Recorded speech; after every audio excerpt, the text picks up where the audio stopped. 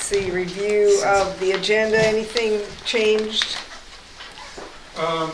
It's not on, I was thinking that I had added it on the calendar, if the board wants to approve the calendar, if we don't have any changes to it. So, as we were figuring, Where to put it on there? oh, well, no, in the action items that we were, Oh, we looked at, but we were, all right, 8.3. 8.3 is going to be the yeah. calendar? District calendar. Yeah. And do we include it in the, do they have copies? Yeah, okay, yeah. Okay, got it. Any public comment? No. Okay. See, So we're going to move right into our budget committee meeting, and we're going to elect a budget committee chair. The floor is open for nominations. I nominate Will. Second. Moved and seconded. No discussion. Yeah. You up for it? It's really Okay. important. There you go. What's involved in it? You just take us through. Actually, all you do is say, hey, Jaren or Sue, help us, we're ready to get going. Yeah, sure, okay, I suppose.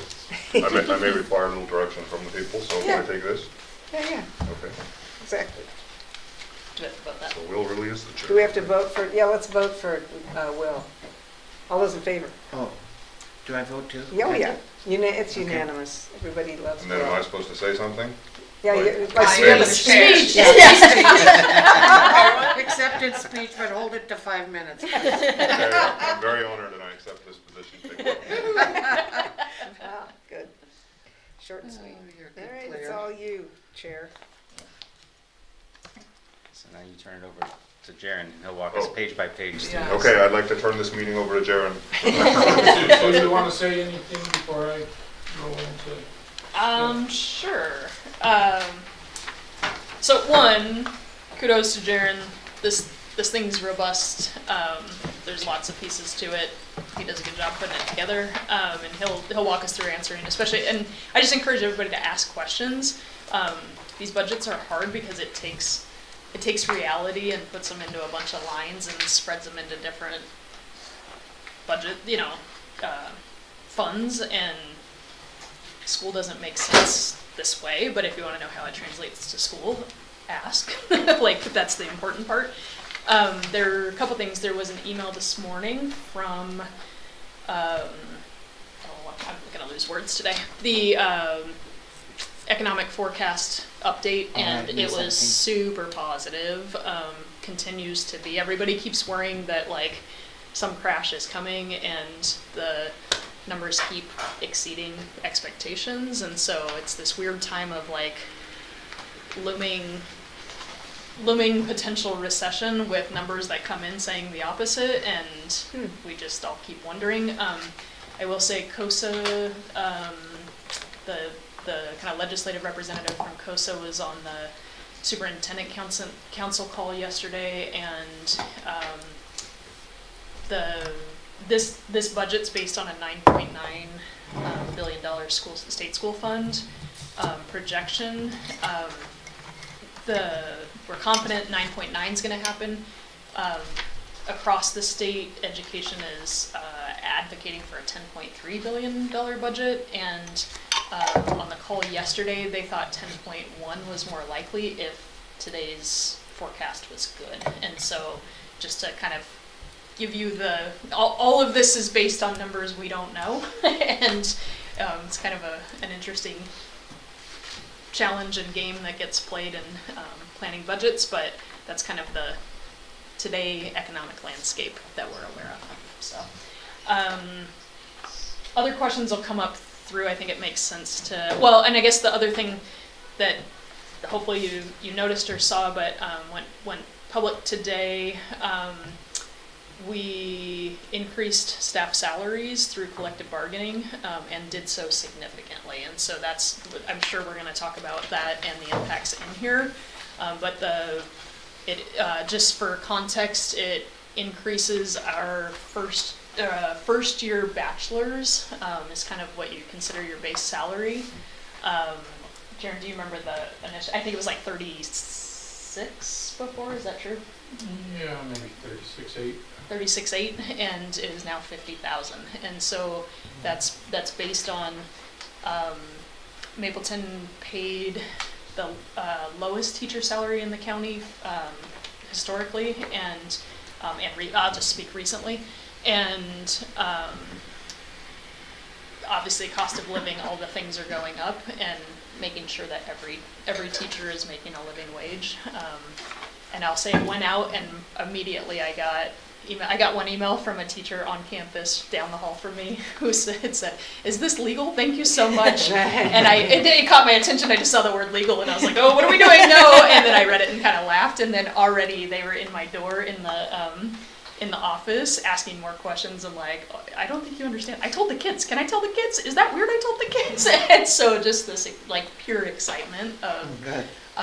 not expecting it and working for much less than they will be moving forward. So, yeah. Yeah, so just speaking of that, I mean, this is a slide from forecast 5, a data grid showing,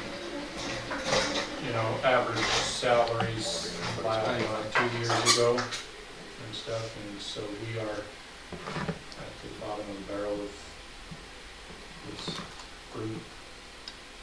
We were. We are not. And I'll tell We you, still are for the time being up until. till July 1. And then, but I will tell you, already we're getting calls from other districts saying, how did you do it and how are you affording it, and talk me through it. And Superintendent Council yesterday shared it out, and there are local districts in bargaining that will likely start at a starting salary of near 50. And so just in the thinking behind it, I think is important. We believe that so most districts are doing like 12, somewhere between 10% and 15% increases spread over the 3 years. So like I think 4J did 12%. I think it was like either 654 or I can't remember exactly, but so that by the end of 3 years, those numbers are going to get close to 50,000 anyway, and so there's a chance we won't be at the lead 3 years from now, likely.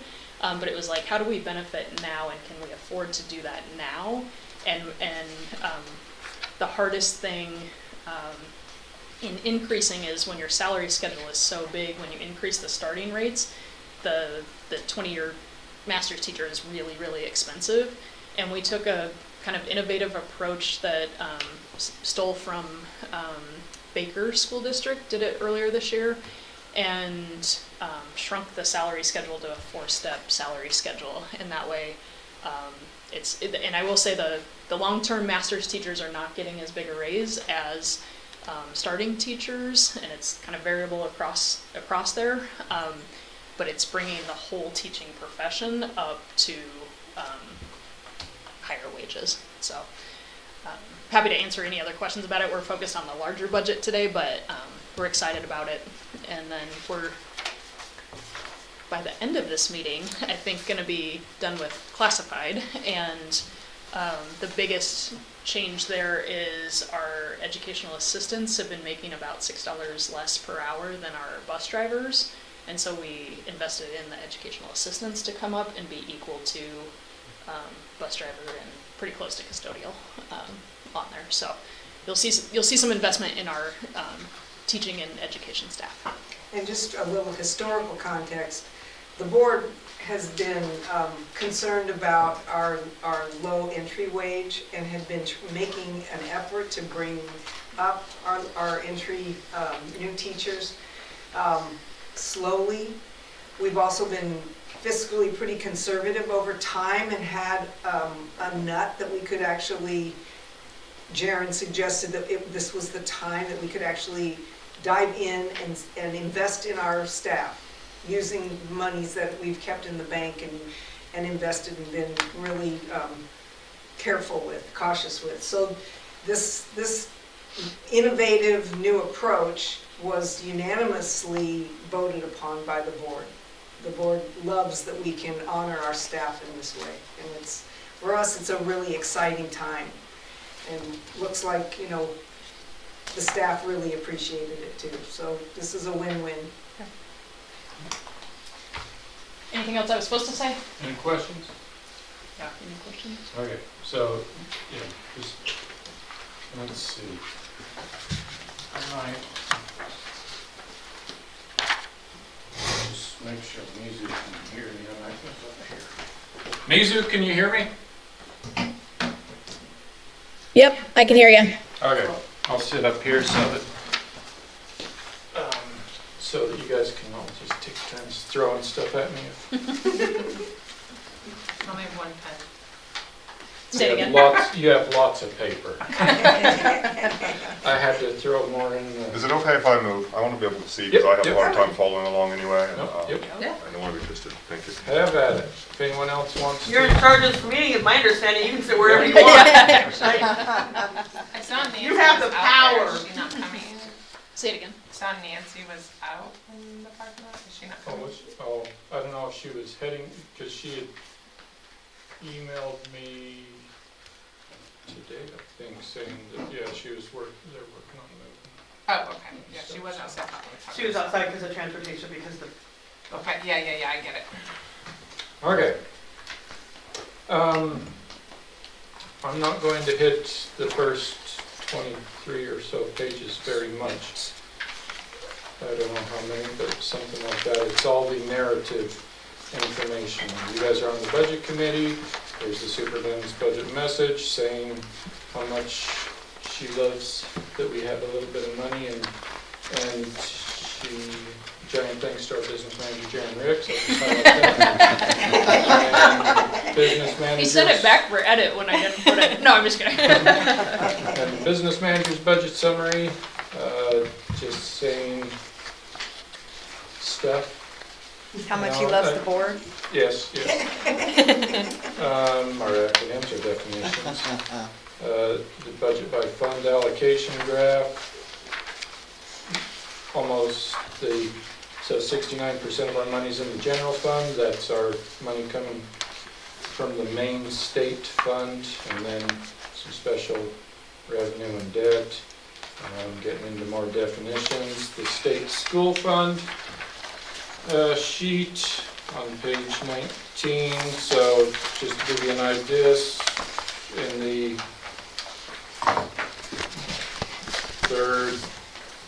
third full-size box down says 2023-2024 total formula revenue, $3,067,385.33. So that is our general, that's how much general money we have to spend in the general fund for general use. How the general fund is broken out, mainly in instructional, bit of maintenance, bit of administrative, 58% for instructional, and 53% is salaries, 30% is associated payroll costs, so 83% is in people. And then object detail, more definitions, our bond, we have 3.5 million left to pay back. That ends in 2041. And Fund 400, that's capital improvements for other bond projects. And then we get in, okay, so page 31 is where all of the nuts and bolts, well, that's where the nuts and bolts begin. Can you guys read that? Well, you have one. Well, we got this. Yeah, looks a little blurry, but I don't know if that's just, I know my eyes are blurry, so I don't know if that's just me. No, that's bad. Okay. I'm right here and I can hardly read it. But I'm sorry, go ahead. I'll take care of that after. Okay. So,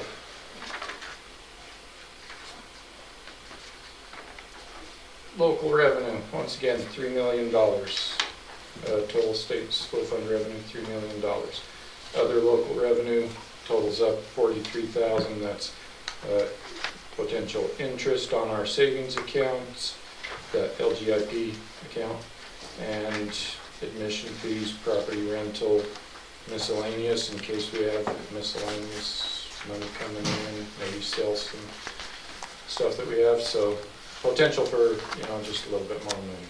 But the majority is state school fund. Then we get into our expenditures, What was the LGIP again? Local Government Investment Program? investment pool. Pool.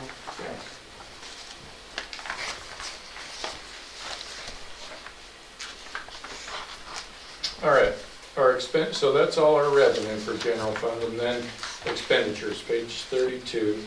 These are broken out into categorically, so elementary, and I've made notes off to the side of anything that, is a bit of a big change in my view. So increased certified wages, increased classified wages, shifting some into potential general fund for classified. Most of our classified most of our education aids are in grants. We pay for them out of grants or the special ed category. How many FTE make up your certified and your classified? Certified are 17. That sound about right? And then I was gonna say 14, so somewhere between 14 and Yeah. 17. Yeah. 14 to 17? Oh, yeah, because, probably 7 over here, so, yeah, around 14. And then classified? That's They're- aides, right? Mhm. Yeah, and bus drivers and custodial and kitchen. The FTE for them, I think we're In the Or office staff. PT? It's only a couple. in this, like I said, it's, because doesn't matter. they're split out all of. This is always my question when I sit with Jared. I'm like, who's that number? Like, tell me Yeah. names. Right, And I don't need names, but To- I just want to know what makes up that number. How many, yeah, somewhere out of in, curiosity? I would say 8, let me 18 bring to up 20. my, Yeah. because I have it on my Excel sheet. And you can break it up between the elementary and the second. Yeah. And I know some Oh, well. crossover, we went through that last year, but There, but our FTE, no, this is broken out by instructional and support services. Never mind. I think I can tell you. So we have right around 40 staff, Yeah, 14, 15 in total elementary? Okay. in the district. yeah. okay. 14, 15, right in that range are certified teachers. How many of us are confidential? Six. Yeah. I can't remember if I'm counting myself or not. So 6 or 7 are confidential employees, and then the rest are classified staff, which is inclusive of EAs, bus drivers, custodians. So that's 20. Secretaries. They're confidential. Kitchen.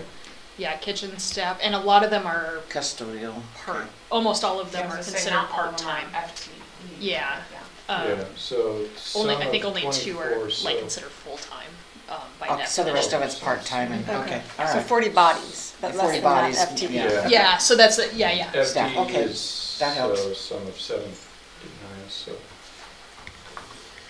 7.9 FTE. 7.9 FTE Classified. In classified. Oh, so what about breaking it down in the elementary?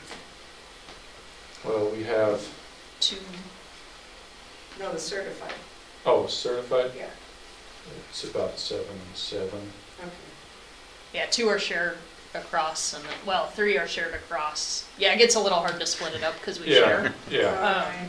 But and so, half and half is a good, or Okay. just Okay, elementary slightly higher, I think. And then 2 EAs up here for middle school. 3 EAs for middle school, high school, and then the rest, and those are all, 2 at preschool. yeah. and That the would be a rest nice are- piece of information to include in here, just Mhm. we could, next year, Mhm. and then we're gonna remember that I said that. You wrote it down. I can say that. I got it here. Thanks. You're gonna remind me. Let's- Bless you. Yeah, and like you said, it gets tough to track because people are partial and split all over the place. Right. But you can give them pseudonyms or something, you have to identify them. So, a 70, 88, 87,000 increase to elementary. Higher rate on PERS because higher salaries and PERS is going up 1% this year. And more payroll stuff because our payroll's higher. And then higher insurance just as a worst case scenario in case we have. Anyways, so. And secondary, same thing, higher certified, higher classified, higher PERS. Kind of a big looking jump on there, but we For secondary, you increased classified salaries by 18,000, but you didn't have salary last year. Are you adding someone? no, with our increased wages, then we might need to shift, like I said, most of them are out of grants and stuff. We might need to shift some of that money into general fund. I some see, of the okay. cost. All right. Okay. Any other questions on those two? Or at least on page 32, I should say. Continuing on secondary ed, there's the supplies and materials. Combining secondary office supplies, that's the next area there was. So elementary has a supplies and materials and supplies and outdoor school. Secondary had supplies and materials for the high school, and then there's this secondary office supplies category that was, for office supplies. I'm just combining the two because there's no point in splitting it out. It's money for the high school supplies. Teachers use paper, and so that's an office supply. So just combining them. Middle school extracurricular. Secondary extracurricular. These are stipended positions, extra duty, are not honor society, we don't have honor, student government, and those types of positions. Non-sports extra duty positions. So that's what those are. There's a slight increase. That will be, I'm recommending an increase to some salaries. For coaching and extracurriculars, yeah, I guess just one thing to note here, we're not totally finished bargaining Yeah. the rest of language on certified staffing, and that's where extracurriculars fall in. And so we're anticipating an increase and we haven't landed on where that is. Yeah. So you're seeing some of that noted in there. Special education, so our sped teacher and then a number of the education assistants. It's getting a little bit higher, but space it out a little bit because trying to keep a level, our total special ed, trying to keep it fairly level because we have to keep maintenance of effort as a state thing. And so if we spend more on special education this year, we have to spend at least that much money next year. And so it's better to try to keep it at the same level if you can. At least most of us business people feel that way. And so it's showing a little bit of an increase. Yeah. The high school alternative education online, that's online software that we use, Edgenuity. portion of it, we'll use it. Next year, we're contemplating other things. Ingenuity's kind of not the most student-friendly, so. And it just depends on if we use it or not as to whether there's anything expended in there. General athletics. This is the athletic director salary and extra help at games and stuff, so beyond just her salary, it's Carrie. Beyond her, it's helping at games and stuff also. Once again, possible increase to that in negotiations with, see, she's one of the lowest paid athletic directors in the county and in the general area, so. With that increase? No, we No. haven't, Currently. we haven't. So what it says on here for 2024 proposed isn't really what it is? No, not what Anymore. she's making and not necessarily what I'm proposing. Like that, between her salary and potential for any people that help out and stuff, so.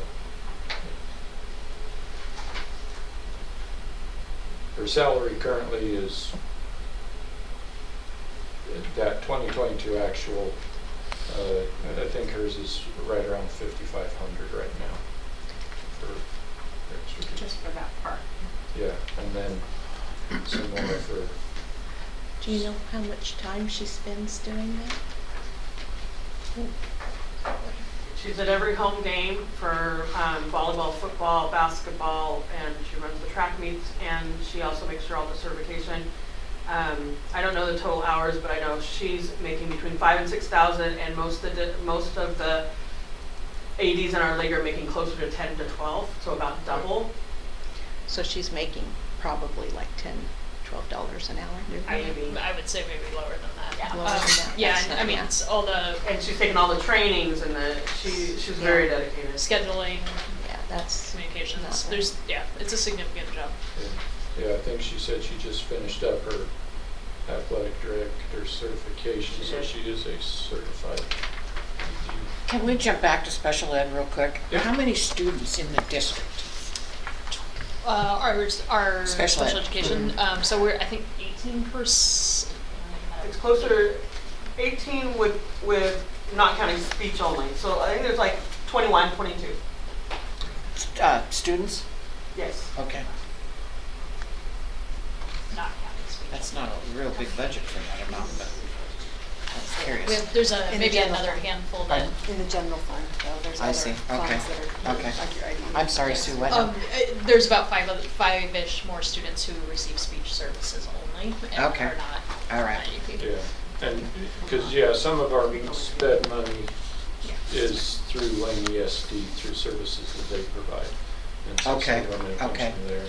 And All then right. there'll be one further down that's sped transportation, just transportation for sped students. And so they all combine. And then we have the IDEA funds also down in the grants, and so that's, Okay. yeah. So, like I said, stuff's always. Right, I kind of remember that from Yeah, last year. that's the hardest part to Yeah. make sense of this thing. Last year, Okay, so that's general athletics, and then we get into all of our sports. I always budget the highest rate for the coaches, and once again, I'm recommending an increase in salaries, just comparing to size law. Ours get paid quite a bit less. And so, and the rate for them hasn't increased in at least the past 4 or 5 years. So these are all going to be pretty similar, other than increased referee costs on a couple of them, the volleyball and probably basketball, otherwise, they're pretty similar to last year's budget.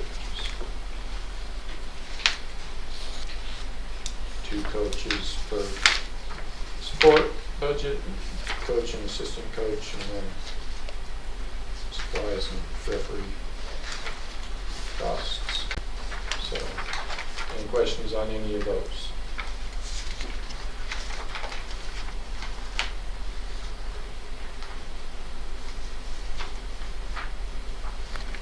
All right, I'm on page 39 then, moving into function 2000. This is support services, so that was all teaching and student-based, 1.9 million, and getting into support services. So elementary health services and high school health services, keeping those same. That's for a nurse that does training and helps with diabetes training and other trainings, and then any supplies that we need for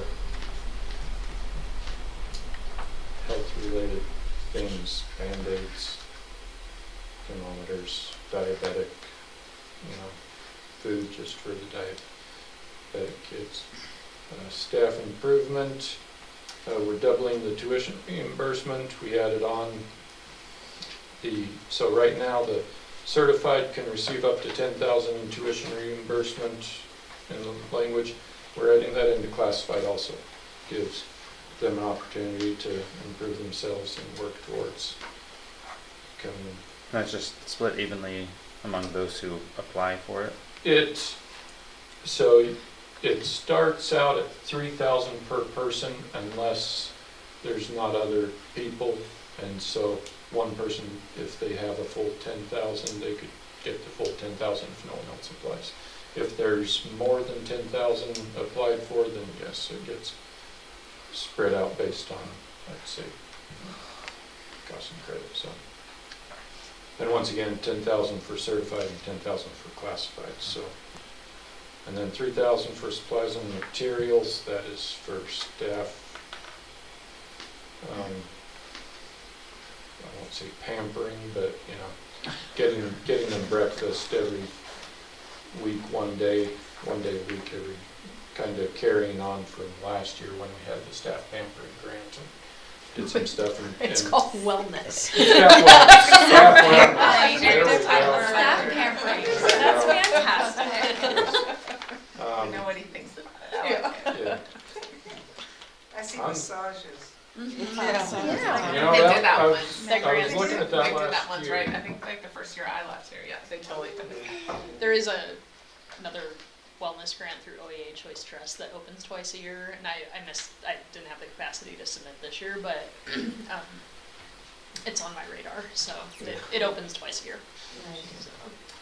Okay, Board of Education, that is our board members and things that the board, well, I wouldn't say that the board requires, but things that are required of us. So our audit services, potential legal services, advertising for jobs and stuff, travel and dues and fees for if board members want to do conferences. Office of the Superintendent, shifting, last year's budget was based on, well, so some shifts from last year because of administrative changes throughout. And so this is with Sue here instead of putting with shifting to how the salaries Hey, spread Jerry? around. Yep. How come we didn't have an actual in 2022 for our audit services? Because they got the bill to me late. Oh, And so it's going to be in this year, but this year's, okay. well, I haven't paid for this year yet either because they haven't finalized it yet, so it's in there somewhere. It'll catch up. It gets paid for.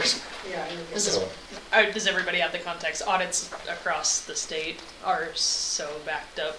There's just not enough people doing audits Yeah. for schools, and they're backed up everywhere, and Yeah, that's some of the impact from that. yeah, the company that we use does,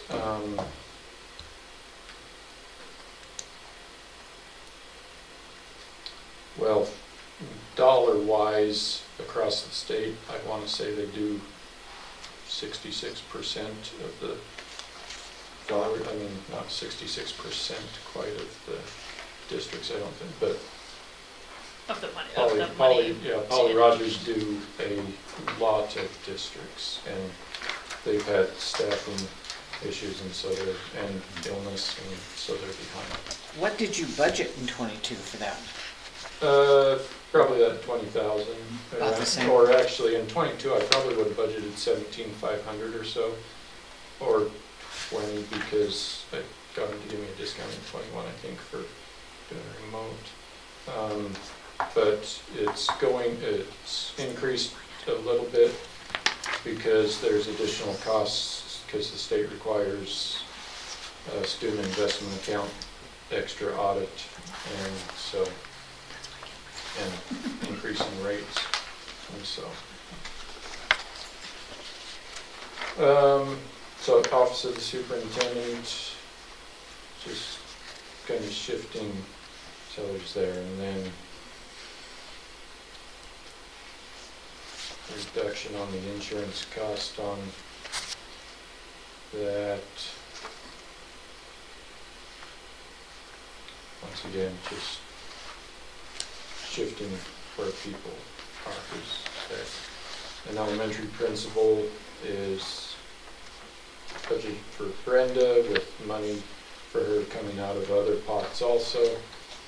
And managerial, and our Carly over there, our assistant, and then money for them.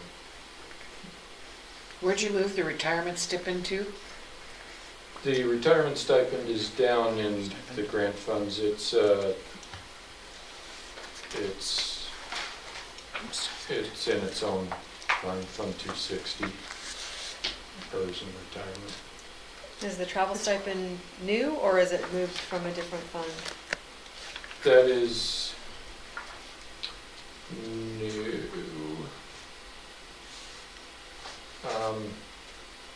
Actually, I think, because we started giving Brenda one.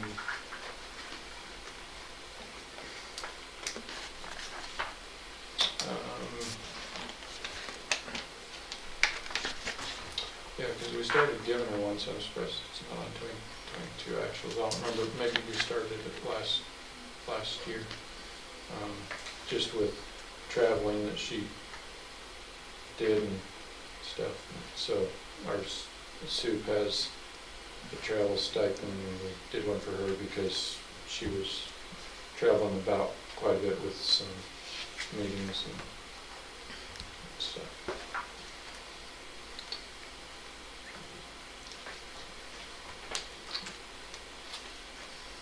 Is it lower for the high school principal because they're It's not here as split. often? That's split.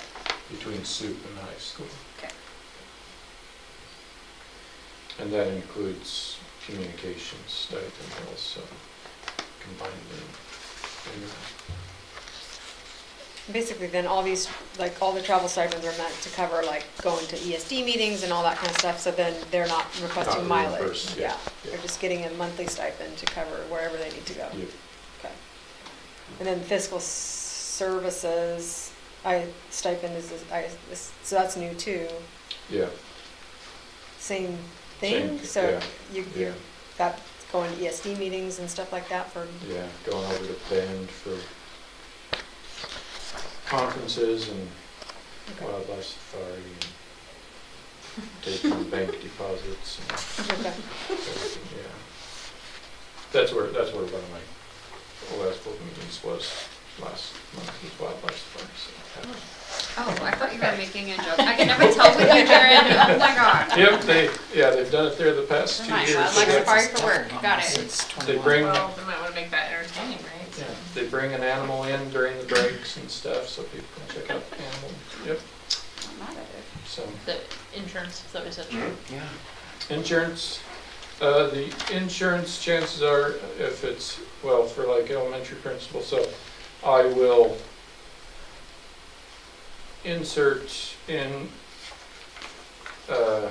budget for insurance in case someone needs to take insurance, and like, But it's almost doubled since 21. for which one? Fiscal services, insurance, 240. Oh, 11,900, now it's 20,000. yeah, That, Not quite double, but close. yeah, that actual was 23 that year though. That's probably the, yeah. so it's just under. So actual 22 is really actual 21. 20, Is that what you're saying? Oh, sorry, no, never mind. Okay, Don't listen to okay. me, you're right. yeah. I know rates went up a bit one year, and I might have,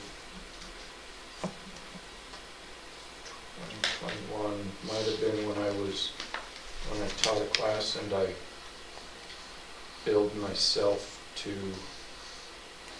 which is also why my salary, fiscal services is me, why my salary was only at 41,000. Also, I was billing myself to a Teacher. grant, As a teacher. yeah, and stuff, and so a bit of the money was Hmm. coming out of other, So 2021 is unnaturally low, or not, Yeah. yeah, that makes sense. Okay.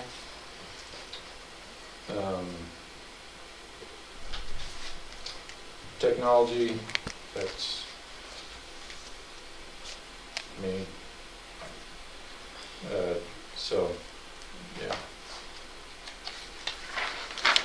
Adding on computer hardware, down near the bottom of that, we are setting a plan to have, right now we are one-to-one on devices at the high school and middle school. We give them out at the start of the year, give them back at the end of the year.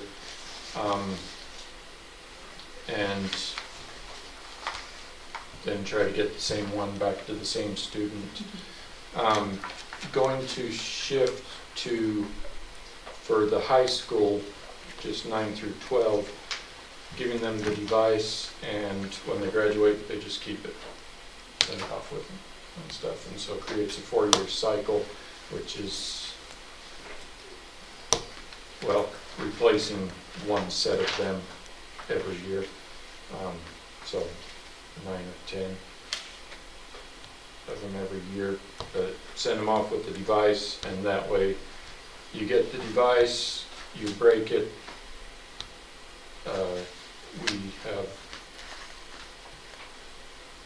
we feel sorry for you. You're back to pencil and paper. Yeah. Kind of. They yeah. still return it every year in the interim. We haven't talked about it yet. Is more So the kind of having a sustainable Yeah. replacement plan. So yeah, we're working through what that looks like. But yeah, just that way not loaning them out and not getting back and not tracking them as much. And then we'll use the ones that we have currently for middle school and stuff, so. Try to encourage students to take care of them a little more if they, this is yours, don't break it. So that's, Good luck with that with the middle school. well, yeah, that's why we're Middle school and high sticking with the Yeah, but old I don't ones. think you're gonna Yeah. get all of them back in middle school though. Been doing it since Yeah. 2020, it's been a long time. Oh, I've seen some stuff. Yeah, I mean, there's always some. Yeah. Okay, so maintenance, increasing classified salaries a little bit. Once again, it was education aides that had the big bump in classified, so not as big of a bump to that classified section, managerial.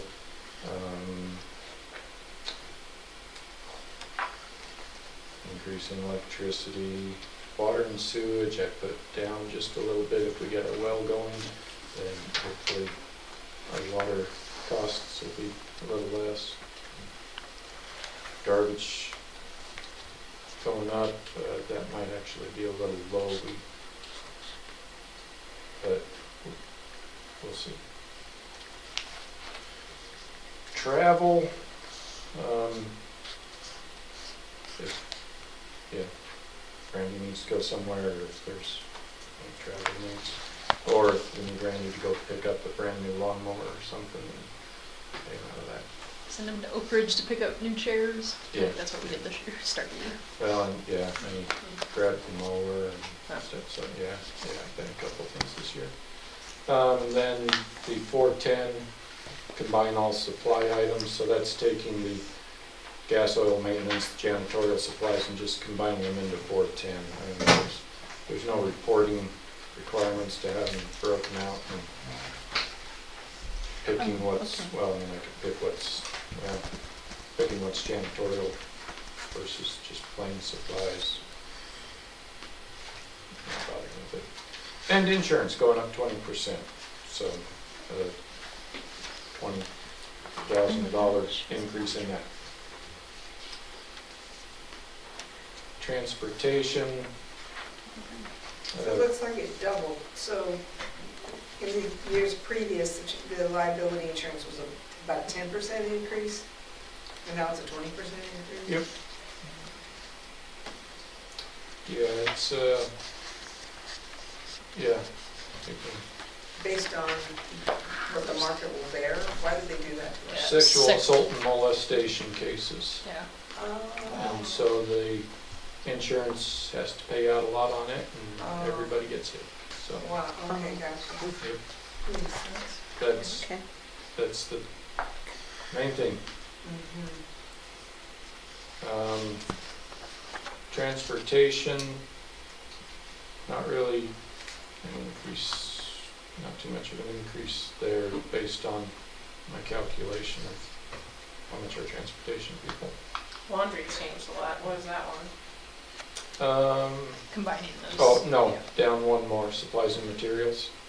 Oh, yeah, you're right. Okay, never mind. So, yeah, just Never taken mind. from, That makes sense. You're just combining them all. yeah, once again, vehicle supplies, gas, oil, maintenance, tires, battery. I've already shifted some of those towards vehicle and supplies, but once again, just grouping it all into 410 because I can remember 410 on everything for supplies and materials, and then I don't have to think about other numbers. So. Sorry, I just make it easier for myself. Liability insurance up 2,000, figuring we have another outfit and getting another bus or 2 vehicles, and so I anticipate an increase in the transportation insurance. Sped transportation have it listed out a bit more. This year's budget just figured in a Florence driver. We had a mid-year, had a kid that we needed to start taking to Eugene, so budgeting for that potentiality. Well, I thought that was this year and that, I'm not understanding why this is so much more proposed. I didn't have it budgeted for this year. It happened, we didn't know about it. when Oh, we that's did right. the So last- I now got- it'll yeah, be I less remember. because we don't have that, right? Yeah. And our goal is that we're, Assuming- Yeah, yeah. hopefully Hopefully. it stays that way. Yeah. So, Our, but, our goal is to be underspent there, but Yeah. budgeting for it is helpful. yeah. Staff recruitment, advertising for that, dues and fees and stuff, so. And then, okay, any questions up to that point?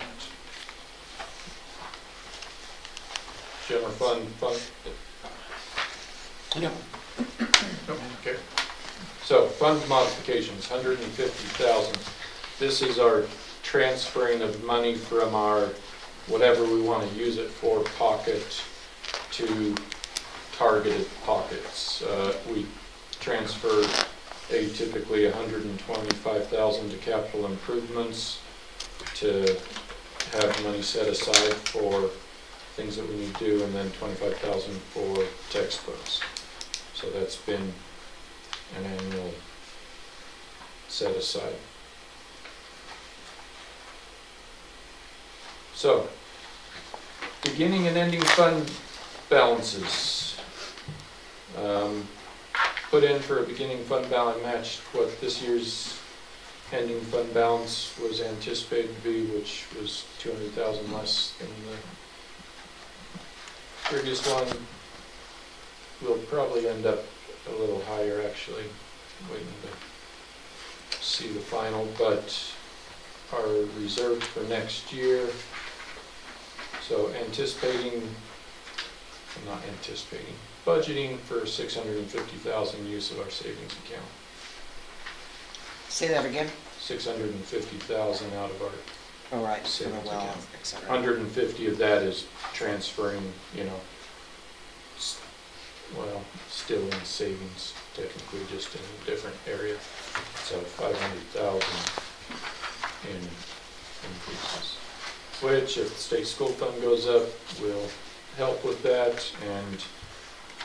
And if you read my budget message, I mentioned worst case scenario. A number of my things are worst case scenario, and we usually come in, every year is budgeted that we're going to be tapping into that ending fund balance, and almost every year we have actually ended up higher, and so, kind of liberal budgeting, and that way we don't go in the hole, so. And once again, we knew with some of the things we were doing that we were going to be tapping our ending balance and hoping that over the next 3 years, the state school fund will catch up to it. And we have a robust balance right now.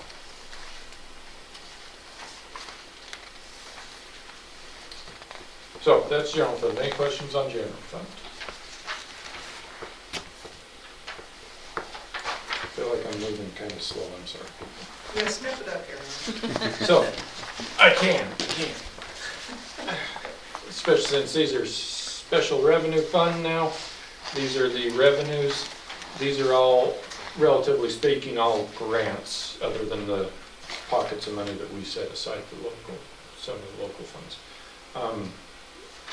And so there, we get a grant for 15,000, we're gonna be spending 15,000, and so the amounts just kind of match up. So we've got some federal grants, we have state grants. Any questions on what any of those grants are, or any of those amounts?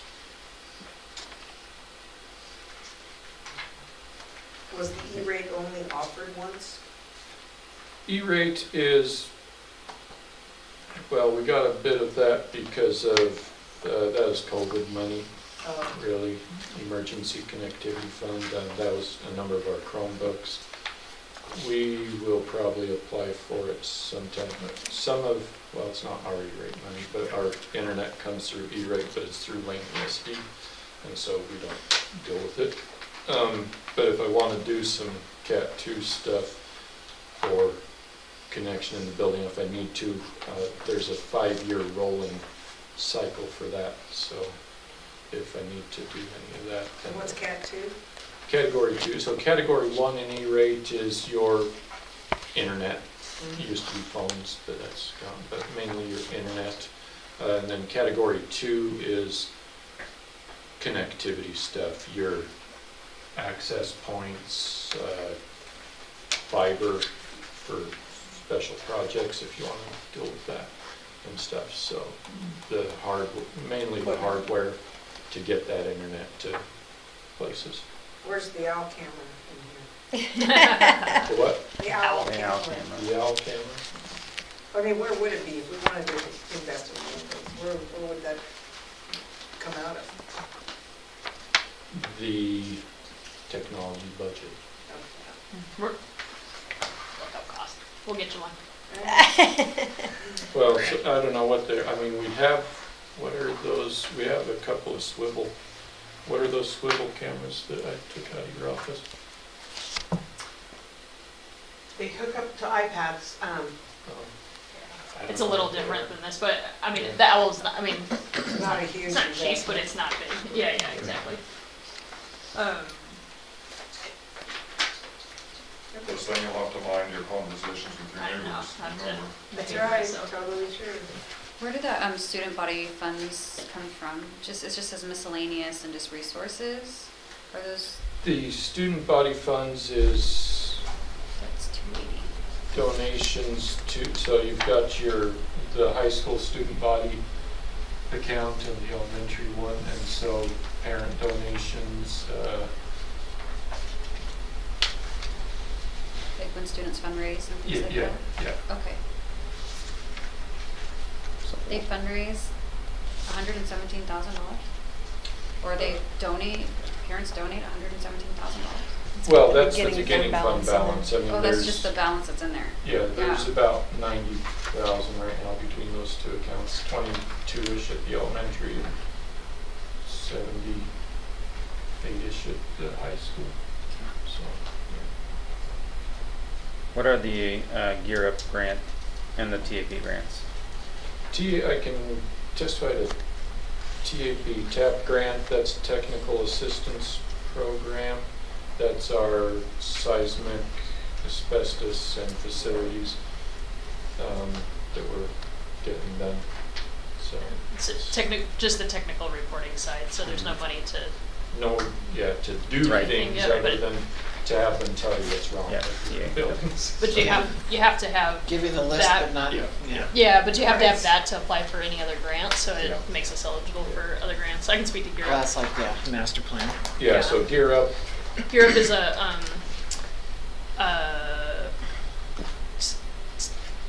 it's a federal grant, but through OSU, so state-ish, for supporting building a college-going culture. And so we were awarded supports small rural districts, and we're one of 12, I think, districts that were awarded this year. And provides, say it again. 5-year.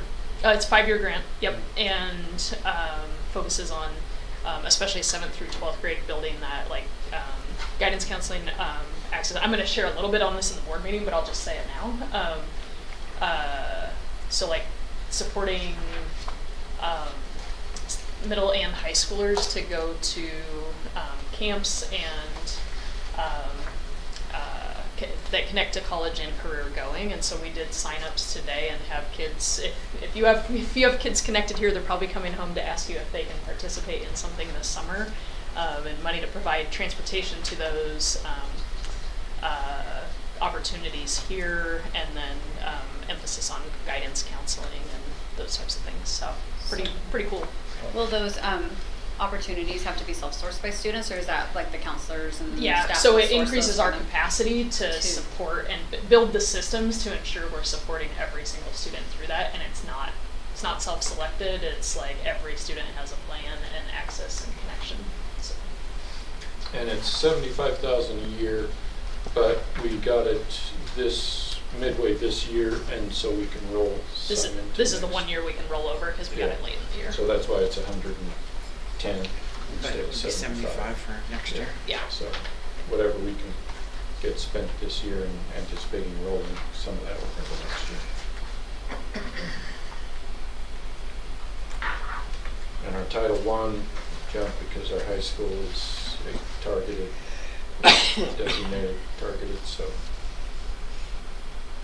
using that. Oh, and I will mention transportation in the local funds section on page 46. A few years prior to me coming, they had stopped putting anything in there, and so I figured if we need a bus, we'll buy a bus. We've got some money in the bank, and then I just found out as I was reading my budget in the definitions or something, it mentions this fund and says that it's required to. In the state school fund, there's an allocation of depreciation for transportation. It says that's required to be kept in a separate fund. So I have that allocated, and this year I'm putting in based on the past few years that I can access, which supports our bus purchases next year. So.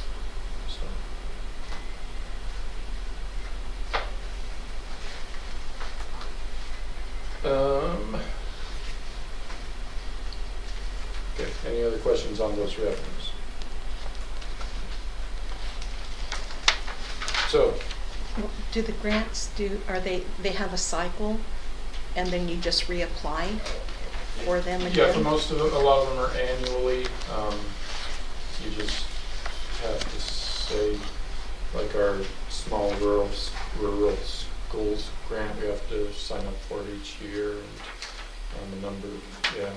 And most of the other ones they are going to give to you, you have to do an agreement for them and stuff, but yeah, There's a pretty big shift by the state to shift to non-competitive grants, so like, student investment account, Measure 98, some of the other, federal funding is all it's non-competitive, but the amount changes based on your demographics and How many enrollments. students you have? Exactly, how many kids in poverty or yeah. stuff, so. And then you have to submit reports that say how you're gonna spend it each year, and so there's a lot of like behind the scenes reporting, but you know you're getting that money. And then things like Gear Up, that's a 5-year cycle. I actually don't think Gear Up after 5 years is I think it's non-renewable, and so the goal is that as you're building those systems, you're embedding them into the way you operate on campus. And then So with the Gear Up, with it being a new grant, you're wanting to hire someone to just do that, correct? yeah, portions of it, yeah. So this is their funds, or are their funds included with the certified salaries? It depends on what we submit Yeah, for our for plan, that. it will pay part of Yeah. part of a certified salary out of that, but then also it's the money to do stuff For the, with it. Yeah. so in 5 years, nothing from Gear Up will be allocated for anything, because Right, it will there be wouldn't done. there'd be no more money in that pot, and so that's the being strategic about building those systems out, starting in year one. Kind of, it gives us extra capacity early, but we can't design it in a way that it's gonna sustain that forever, so. So you'll have to find something else for that person's salary, or have Exactly. them go into a different direction. Yep. And just so you know, for this one specifically, we really are taking a team approach. There was a retreat, I think it's been 3 weeks or a month now, for the first kind of kickoff of the grant, and we took a team of 10 that included 4 students and 6 adults, and started our initial planning there. And then we'll design our supports in ways that really are systemic, and the whole school is about doing this work. And then we'll have somebody to coordinate that and provide those extra counseling supports, and then over time, we'll figure out how to sustain that position from other funding, so. Okay. So on expenditures, it's just however much that grant is anticipated to be for, that's what we're budgeting expenses for, at least for all the grant items. And because they like to see you spend it. Yeah.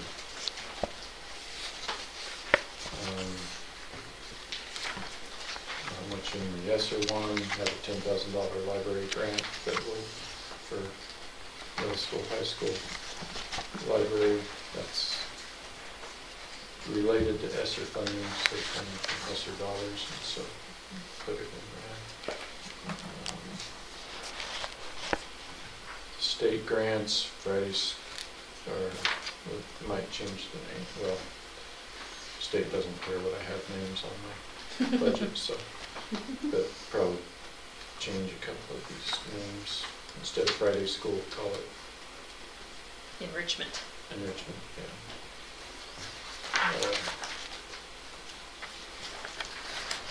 Measure 98, the high school success. So once again, a little bit of certified people in some of these, classified people in some of them. Once again, it's just depends on what person is doing what and where we can throw in that. And Gear Up dollars. Can I say one thing real quick? The Measure 98, the student investment account, and then there's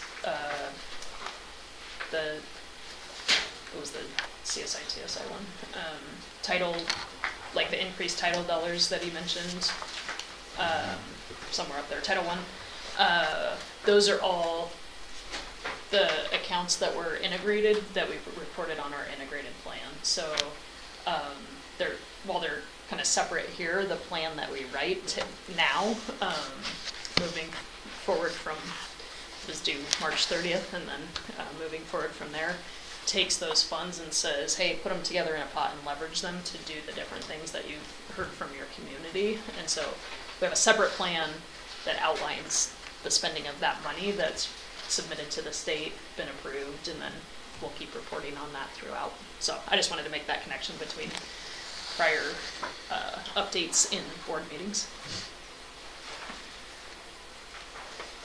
So Title I, they say you'll have the high school targeted and what? Yeah, I should know. I knew somebody was going to ask that question. I almost started looking it up. So you can become a targeted or a comprehensive school district based on a number of things that include attendance, percent, proficiency, graduation rates, and 9th grade on track at the high school specifically.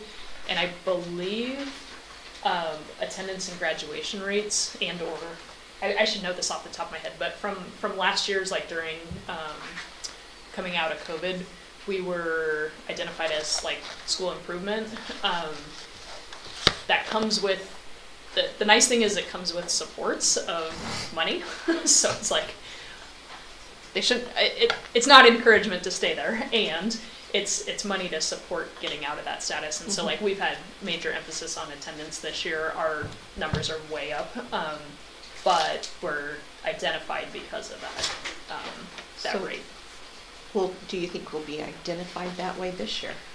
This is for next year, because it always runs A year later? behind, and I Okay. think it's actually is it 2 year that they identify us for, or is it I think it annual? will be. Yeah, that one I can't remember. I know where the email is. If you give me a little bit, I'll find it. And there's a weird thing about when the feds give money versus the state processes, and so there's a little bit of like projection of how much money it is that's a little off. But that is, we were identified this winter off of last year's numbers.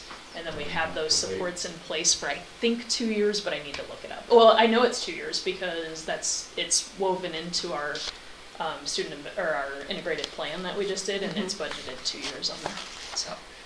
So that can change next year or the year after? Yeah, and so ideally we don't have that money because things are going better. And so we use that in ways, we're smart about how to use that. We're not going to invest in staff with that money. We're going to invest in systems to stay out of being targeted. So, Okay.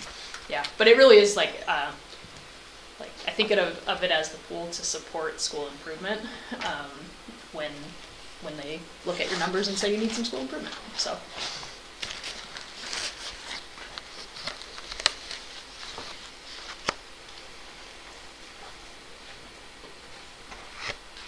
Miscellaneous state grants, there's things in there, and menstrual dignity.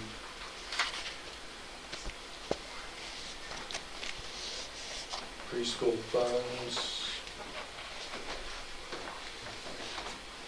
Transportation, bus purchase for potential. Another bus and another one of our 10-passenger buses, one of our mini ones, is what we're thinking. Textbooks, and then there's the PERS retirement fund, page 55 at the bottom. That's kind of the worst case scenario. I'll update it, but if everybody retired at once, and all reality, it'd be less than that because not everybody's eligible. But that's how much my spreadsheet calculates if everyone was eligible. Capital improvement, listing out $300,000 for repairs and maintenance in case we are working on stuff if we do asbestos abatement based on the asbestos report or anything else that we want to do. I always budgeted 150,000 for this. Always budget some just in case there's something that we gotta take care of that's, tree falls on the roof and we gotta replace the roof. Which, 150,000 might not cover it. I was like, you're not allowed to say that out loud. Okay, so here's a question. Yep. Your actual is different than your budgeted, so if you have extra money, is that going to your savings account? Yeah, in that capital improvement and the PERS and retirement, so yeah, if we don't spend that money, then it just stays in that fund, just continues to accrue in that fund. And so yeah, just continues to build for that. So the PERS retirement one, we put 250,000 in there. I want to say the year before that, 2020 actual, I think, was when we put that in there. And so we haven't added any more to that. That's just been sitting there, other than paying for the retirement stipends. And capital improvement has continued to increase, just setting aside that 125,000 a year in case, once again, in case we have something that we need to take care of. And we're spending a little bit this year doing the well, and I might have taken the mower out of that too, the new mower. But yeah, so tapping that a little bit this year. Miscellaneous donations, scoreboard, we're taking donations for a new scoreboard out at the football field. And so I just have budgeted for that, to replace that. ITP grant, Perkins grant, student body, food services. Any questions on any of those? That's all of the special revenue stuff, $2 million amongst all of that. Debt service, another pretty easy one. Some of the taxes come in and get separated out as to pay for our bond. And so this is just the amount that we separate out for that, and then our bond payment, so nothing real big there. Capital improvement fund, nothing in there. That's only for if we bond something and have some big project that we get special money for instead of having special revenue.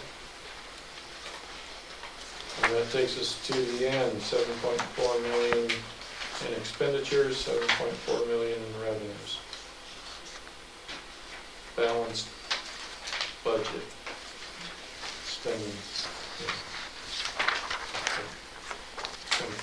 So, any questions? Did you repeat yourself? Thanks, Jared. Balanced budget. I pulled it off again. So, I make a motion, we accept the budget. Second, do we vote now, though, or we're recommending that the board approve it? Is that what we're doing? Right. We just do- Yep. So then you say move and We seconded. approve and they'll adopt it, right? Okay. There you go. I move that we what? You moved and seconded, all those in favor. That's what you But said. That's that- what you say. That the board's gonna, Right. that Oh, they oh, move sorry. it The to committee- board. exactly. Yeah, It's, All in favor? Can I just do the short version? heck yeah. Yeah, Reader's Digest. is Mizu still with us? Okay, so then do I say approve? Yeah, With my gravel? yeah. Okay, the budget is adopted. Nice work. You're just probably sleeping. I heard her say, Yeah. I heard a noise. A noise. I think she said, would you repeat? Still for me?" breathing. She's still breathing. I couldn't hear you. Soda? So it's like 8:30 there? All right. Good job, committee. So, All Good right. job, Darren. pick up, yeah, Go team. back to Michelle. Yeah, so I'm going to suggest we have a 5-minute break and then get to work. I second that motion. Budget committee members, thank you. Thank you Stick so around, much. or you can, I gotta go get ready to go fishing. Good. We'll see you Friday, or let me know. Up at when- 3, yeah. I'm gonna choose to go because I'm not feeling perfect, I don't wanna. Go get well. Yeah, Thanks, Rob. Thanks for showing up. You bet. Thank you, we'll see you Friday. Sounds great. I'll text you and let you know. Okay, perfect. I really feel Thank you. strongly about that. Yeah, thank you, Rob. I appreciate your service and your good questions. Of course, thanks. Apologize for my lateness. I had to work in Tillamook today. So I was like, well, I can make it back. Had to leave at 5 this morning to get there by 8. Oh, it's a 3-hour drive. Yeah, it's a little bit, and going up was really smooth because it was super early in the morning. Coming back took a bit of time because it was still a nice day, so lots of traffic, lots of slower moving traffic, so it just took me longer to get back, so sorry about that. But No worries. it was just a race against time, and by the time I knew I was like definitely not gonna make it, it was in a section where I didn't have cell service and all of that, you know, so I'm like, well, I'll get there when I get there. Well, actually, Mizu knew, and she told us after. Oh, thank you, Mizu, for having my back. No problem. Did you go over the coast, or do you go over the valley and drive up? Which is No, faster? it's faster up the coast. Is it? Okay. It is faster up the coast than going up and over. Okay. Unless it's July. Yeah, that's Yeah. probably Then true. On a there's Saturday so or Friday many in July, rigs. yeah. Wow. Well, that's a long day, Mary, gosh. Thanks for showing up, Zach. Glad to be here. Center of the universe. I talked to Sue last week, and I maybe think it talk to you sometime, maybe at the end of this week or the beginning of next, and do a report on this meeting, what Sue and I talked about, and also the state testing stuff. Cool, Do a yeah. little district update type thing or something like that. Awesome, that sounds great. Yeah, and just let me know, and Would you have any time on Monday? A time that you want to give? this coming Monday? Yes, I think this coming Monday is Swampville. no worries. Oh, no, not even, so, but, Tuesday or Wednesday, or Monday, Tuesday, and Wednesdays are my best days. You tell me any time in the next few weeks. why do I have budget committee? Oh, wait, that's if we didn't get done. Yeah, next Wednesday, Okay. Cool. next Wednesday. Is next Wednesday the Sephora Fair? 24th. Wednesday the 24th. Yeah, Zach, is that on your It's in the calendar? newspaper on Yeah. Friday, as a matter of fact. Thanks Cool. to, Stephanie yeah, said she it sent me, over. yeah. Yeah, cool. How about like 11 o'clock on Wednesday? Done. 11 a.m. It's supposed to be something like that. Cool. I will call you, Michelle. All right, Zach, I'll look forward to it. Awesome.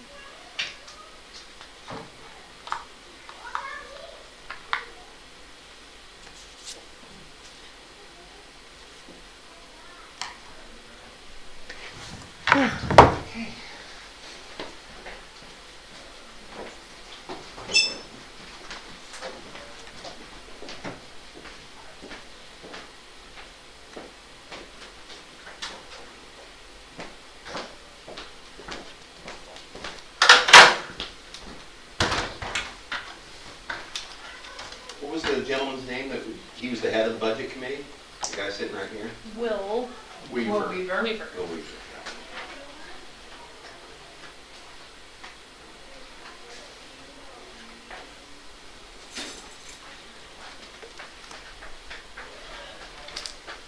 How's that look? I'm the wrong person to ask because my glasses are so scratched, but I can Looks read good, I it. think. Yeah, I can read it, Looks so. pretty Can I put some acetone I have in Lou's room? Can I borrow your key? Or is it unlocked, you think? Might be, but take this just in case. Okay. I just brought him in the car. I'm like, I'm gonna get these things out of my house. Thank you. You're welcome.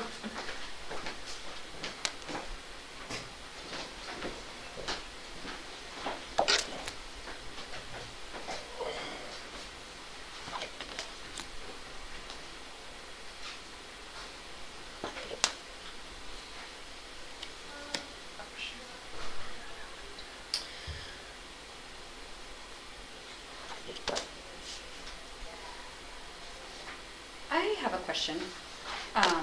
This is just a Sephora's Affair question. I'm helping support the music club. And originally I was gonna bring like a sound system. I'd have to borrow it from Crow and a couple other things, but we just did the talent show at the elementary school. Can we use like the amp and 2 mics and the receiver here for one night? And probably, do you know what was used over there? Why are you saying yes? Why not? You're not gonna go set it up? Yes. Hey, Jaren. Actually, yes. Jaren, I have a question. I'll Where do you rephrase want it that. set up at? On the high school gym stage. So right now they're using they're using an amp that Mason is plugging in his bass into, and then I have my piano plugged into it, and then they have that little portable wheelie speaker that just has the one microphone, and it has more of the it has a plug-in like a guitar cable instead of like the 3-prong like a microphone cable. So I just know that over there they have the 2 receivers and wireless mics, and then I know that Clara, Miss Smith, plugged into the 2 speakers on either side of the elementary school stage, but I don't know if there's already speakers here that we can plug into if we need to move those 2. I just don't know exactly what all we need, but I was thinking rather than carting a whole sound system from Florence, maybe we can utilize what's here. Yeah, there's one in there. Sweet. Yeah, we just need two microphones for singers, and then 1 more microphone so that we can mic Caleb's guitar. So I guess 3 microphones total, but Caleb's, it doesn't have to be super high tech, and I have a boom mic stand and everything, so I can set him up. 2 for singers, 1 for him, and then we're plugging in Mason, and we're plugging in my piano. I'll probably play along with them because Caleb isn't sure he'll be here or not, and so they can't just have Mason and 2 ukuleles. That won't sound very good. Now, what are you plugging into? I was plugging into the amp that's in there, and Mason's plugged into that amp that's in there, but it isn't the best sound. I don't know if that's just because of the gym. So we're plugging into the amp there and just turning the amp on and balancing it kind of manually from there. And then they were plugging in that little portable one and just kind of sharing a mic and trying to balance the sound with that, which wasn't very successful. So it'd be nice to kind of plug into one thing. Okay. Thank you. Dr. Kate will love you. Actually, no, I will love you. I don't know if Dr. Kate thought through all of that. And I was like, should we talk about this a little bit? She's like, yeah, I have no idea. I'm like, okay, I'll take care of it. I'm excited for Sporza. Jesse's cooking salmon. You put the pit like half a mile away. So that makes sense long term, but then we're probably gonna have to redo it. Jesse's anyway, very so. sad because he's like, I'm gonna be so lonely. No one's gonna come and hang out with me. He's I don't like, think that- will you come hang out with me? I'm Yeah. like, I'll be in the gym. I'll be about as far away from you as I can be. So, like, as we talk farm to table, like, the designs that the kids are putting together That out there makes makes sense. sense for like an amphitheater area over time, and so we want to kind of Start creating that space. have people understand what Yeah. this is turning Oh, okay, into, that even makes though sense. you can't see it yet. And he's so gonna stake outside on the ground over the cement then? I don't know. So I was part of this and then not, and then like I know Okay. the location, but then I heard a Okay. conversation today where I was like, maybe I should have checked back in. But anyway, it will work. I don't know Cool. what the Okay. and it may be that we do it and then undo it and do it again, which I was trying to avoid, but Yeah. we'll keep doing it better as we. Was he here for the whole setup, or did he just kind of say and then leave, or? I don't know. I was in a meeting. Gotcha. Kate asked a couple questions. Tucker showed up. Actually, Darren and I were working on the budget, and Tucker came in and said, "Do you want me to just show where?" And I was like, "Yeah, that sounds great." Because Okay. I thought they had all talked, but I'm not entirely sure that happened. Now, Okay, we're gonna get to work here. Yeah, Yep. let's do it. Yeah. Great, yeah, we're all back. Sorry, it's so no empty. worries. I thought we still had time. Brenda's not here. No. We're gonna be here a long time Brenda's tonight. running that area. She should be back. Let me text her. She should So, be but we back. can move into district reports when you're ready. After you text, you can give us the middle school, high school report. Yeah, let's Thank do you. that. So,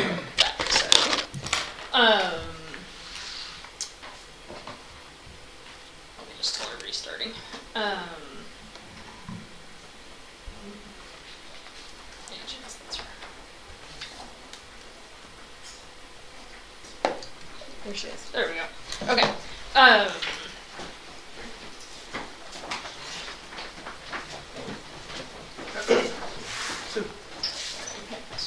Two, 4, 6, 8, sailors will dominate. That's it? Okay. I actually wanted one of these hats anyway. So No, Did he throw it away? Away the Viking. I'm keeping both. That actually looks better, I think. Thank you. Yeah, that Looks one way does, better. you look way better in that hat. Brenda was running an errand to make sure that Zach. I'm feeling a lot more comfortable now. I honestly didn't. I would not have. If I would have been thinking, I would not. Oh no, that made it more fun. I said to the boys, hey, they had to help me find the hat, and they're like, oh, they were all in. When I was doing the radio broadcast, KCSD had me do an advertisement, and John Thompson said, "Send me a picture of yourself," you know, and I just sent him a picture. I happened to be wearing this hat, and he said, "They're not going to like that." They're Broadcasting Mapleton games is very famous law hat, so. Now we got There you go. That looks, That that looks looks right. better. Yeah. And I love that the boys presented it. That's awesome. Yeah, I thought I was just going to get high fives as they walked by. No. Even better. Awesome. All right. Well, district update. Zach's officially Mapleton, and let's see. A couple things. Obviously, so lockdown last. Was that last Tuesday? Yeah. Last Tuesday. I think everybody's in the know on this at this point, but we had a report of from some elementary students who saw somebody dressed in black up in the tree line and thought they saw them holding a weapon, heard weapon noises at the same time, and so we responded into our lockout procedure, called for police response. We got a large police response, including response from 4 different agencies, Lynn County Sheriff, Florence Police, Oregon State Police, and Douglas County, and came in waves. Mary and Mizu happened to be on campus and were super helpful in helping kind of close down the entrance to the campus and talking with parents who were arriving. I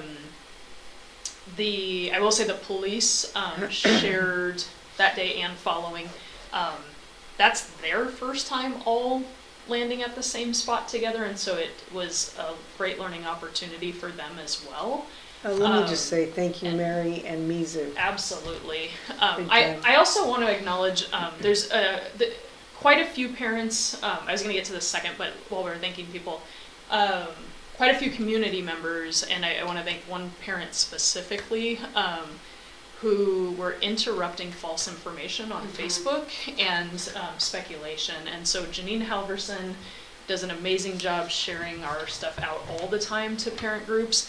And I couldn't access Facebook during all this. I didn't see it until, actually I got closed out of my Facebook account on the same day for I don't know. I think it was because everybody was landing on our page and it was weird. So I got locked out of our account. So by the time I got that all turned back on, I was able to go in and read, and every time I saw a false or speculative comment, there was Janine with Awesome. an interruption.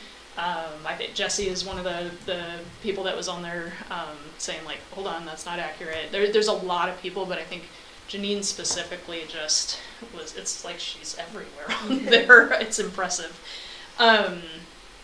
The coordinated response from the 4 departments, they shared with us that they got to learn a lot through the process. We learned a lot through the process. There was something else I was going to share. Oh, just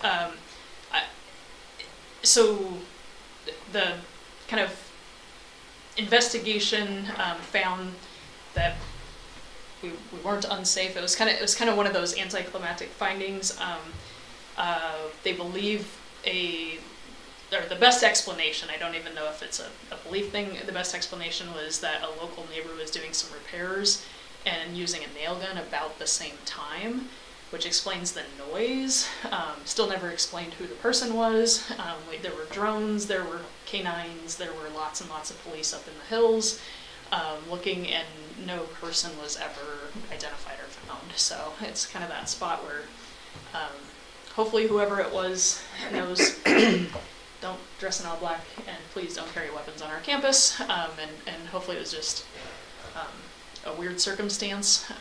But the good that comes out of it, I hate to use that word, is we got the most authentic practice at a response to unsafe and unsafe happenings on our campus. And then the other group I want to like shout out is our elementary students and our elementary EAs who saw something not right, and our EAs actually saw them concerned about something and went and immediately made contact and asked what was going on. And so always report if something seems amiss. We would rather respond than not respond. So. And thank you to Jaren for just a few weeks before putting in video. We weren't able to see the possible person in the tree line, but we were able to see the kids gathered. We could see them pointing. We saw an aide see that and go to them, and so we could kind of see what was happening.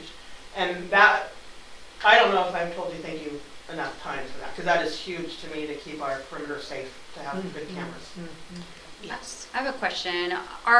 Are those law enforcement agencies going to reach back out and like talk through some of those learnings? Because there were some really great moments and there were some really bad ones. Yeah. And I don't know if they're going to involve.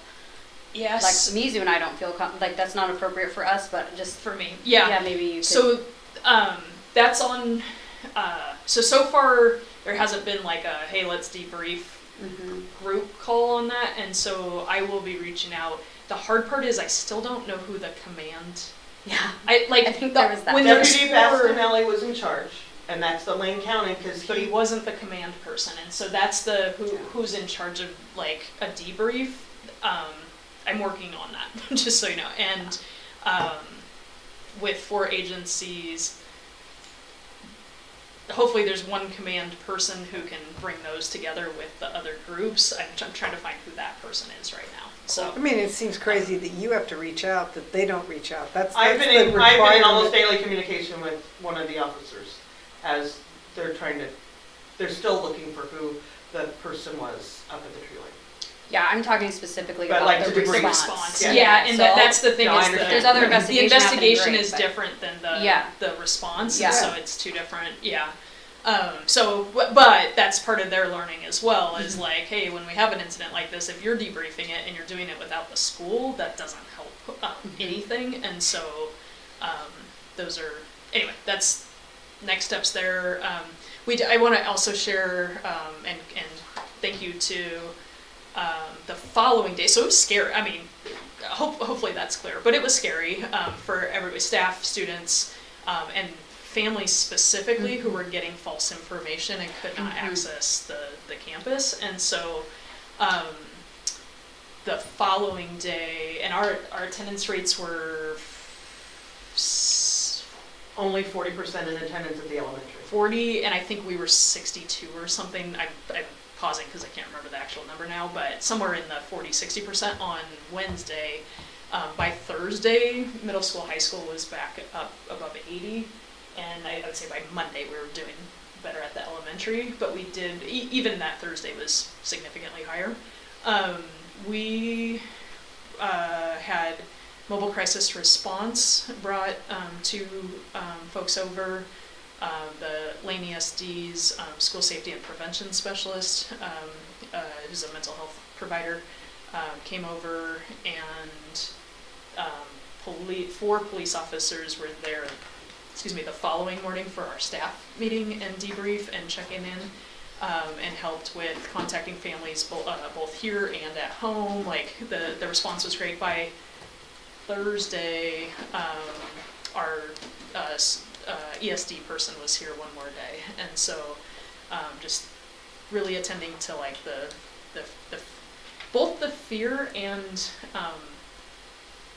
when you're in that situation, I think one of the things, I think everybody thinks they would do something different, and or you're reprocessing it of like, what could I, should I have done? And that is an emotional response for the adults involved, especially.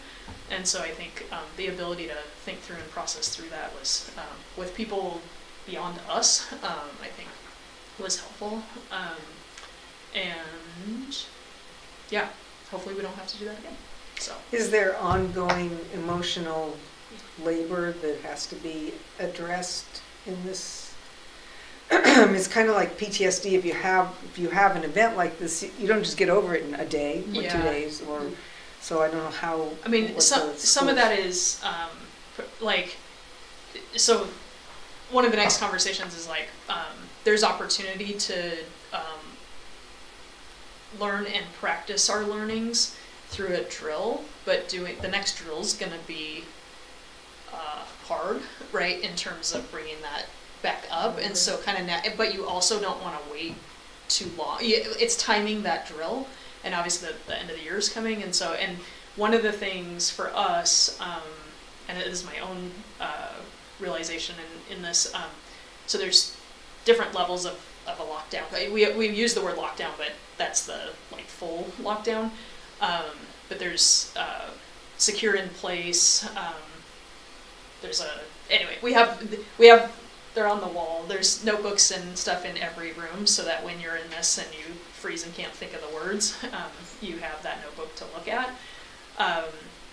But we've always, for me, I've always, especially early on putting these procedures in place, tried to separate a secure in place and a lockdown as two different practices. And my realization is we were actually in a secure in place call, which I 100% believe was the right call.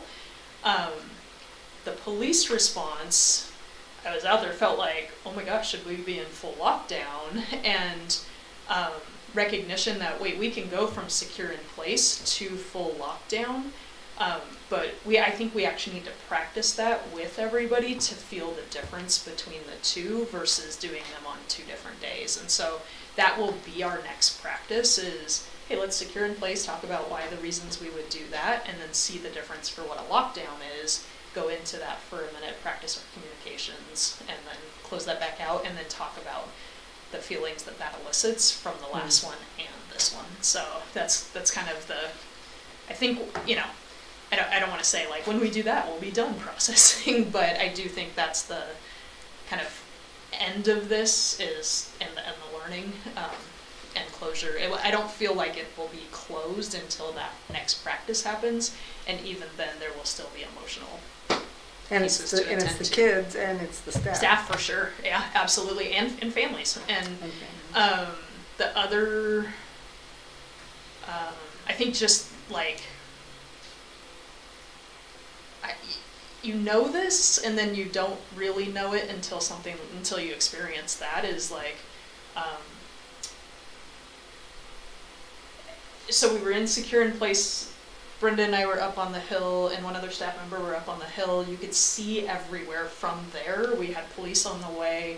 We were working to figure out who was gonna meet at the gate, and I was, driving around to check behind the back of the building and those kind of things, and felt safe, right? And it's this feeling of like, in that moment, there are different levels of like personally feeling safe, who's in the buildings and has information and doesn't, how they feel, and then situating that whole in the larger context of the world, and recognizing that even if we were safe, it's in a context that feels really unsafe about schools and violence.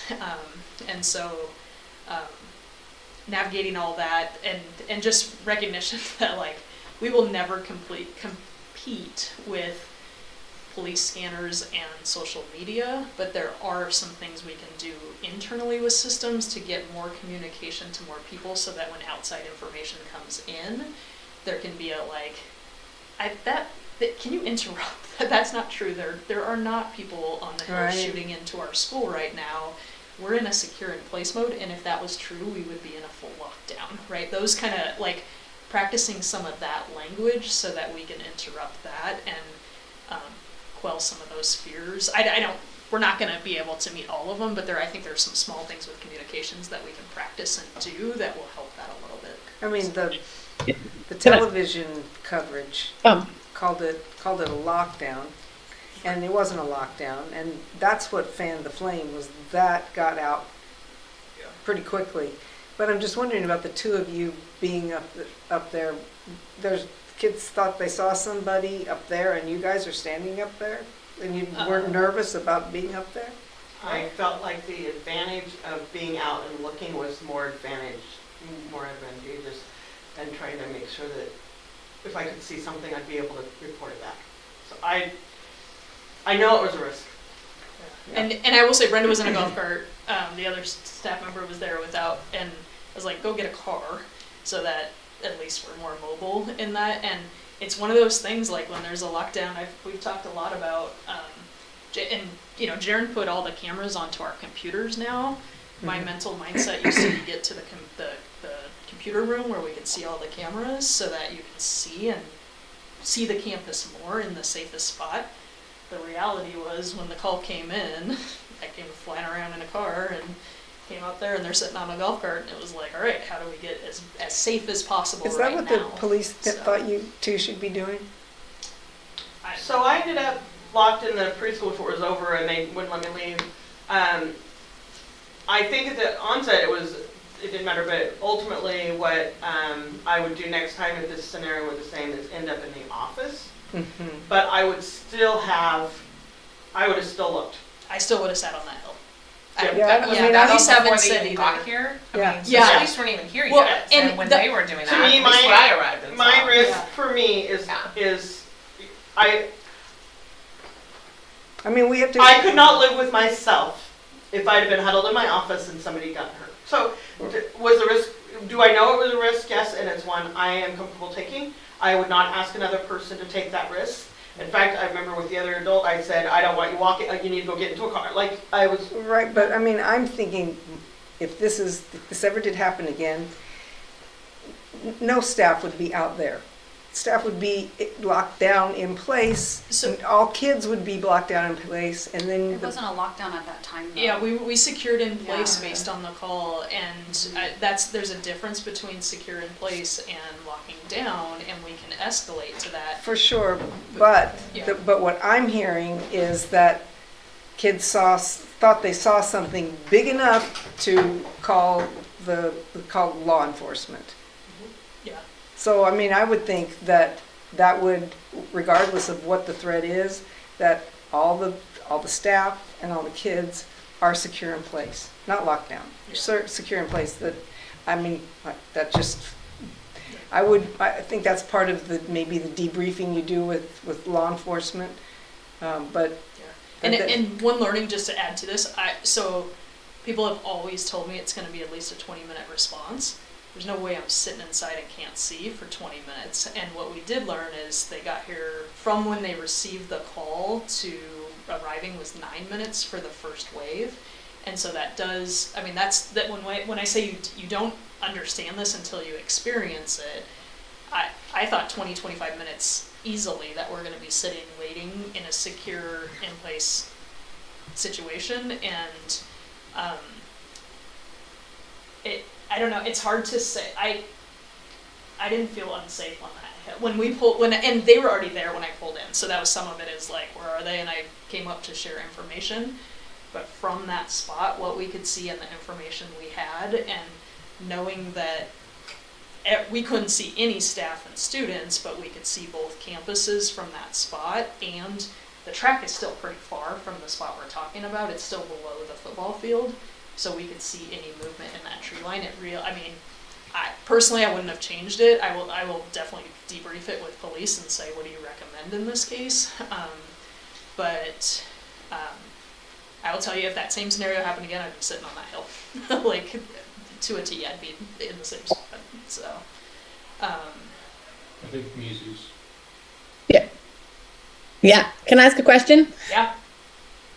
I know I wasn't there for the debrief, so this has maybe already been covered, but you did, Sue, just mention a little bit ago about sort of communication things, and And I was wondering if any thought had gone into doing something like having a list of roles that was associated, and maybe it already exists, with the emergency plan. So like, a role that somebody to do in-person communication with the outside, somebody to do online communication with the outside, somebody to do the Remind app, like having that be already defined, not to the person necessarily, but just like a checklist of roles so that okay. Yeah, no, That, Mizo, I think that's a great point. So when I say some of the debriefing and internal learning Yeah. around communications, exactly to that point, and like we can't assign it to a person because if that person's out or involved in a different scenario. But here are the things. So I would have never thought to make sure there were people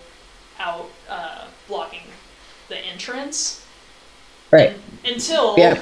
4 police cars came in, and then I turned, and a minivan was coming along behind, and I was like, was anybody gonna stop? And I thought the police would do that part, and you don't know, they're not stopping traffic, they're flying in to go, they have one thing in mind, and so it was like, oh, okay, well, somebody needs to be there, and then the long term, then,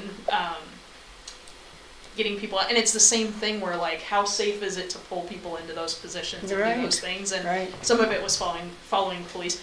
And Mizu happens to work in that building and had poked her head out and was asked to, that's not quite how that happened. But, and so it was like, the one officer wouldn't let me leave him, but I'm watching traffic come in through our entrance, and I'm like, that can't happen. And so I just pointed to Mizu and was like, can you go stand over there? She's like, sure.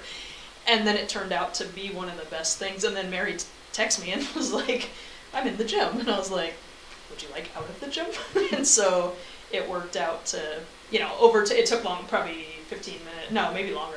I don't have any concept of time on that now, but 15, yeah. And then it was safe, police on our end in the parking lot were seeing, just kind of following, they're standing and feeling safe. Let me go get Mizu or Mary to come join Mizu. So, but yes, that's the exact. How do you take the learnings of this and then systematize it to those roles and responsibilities?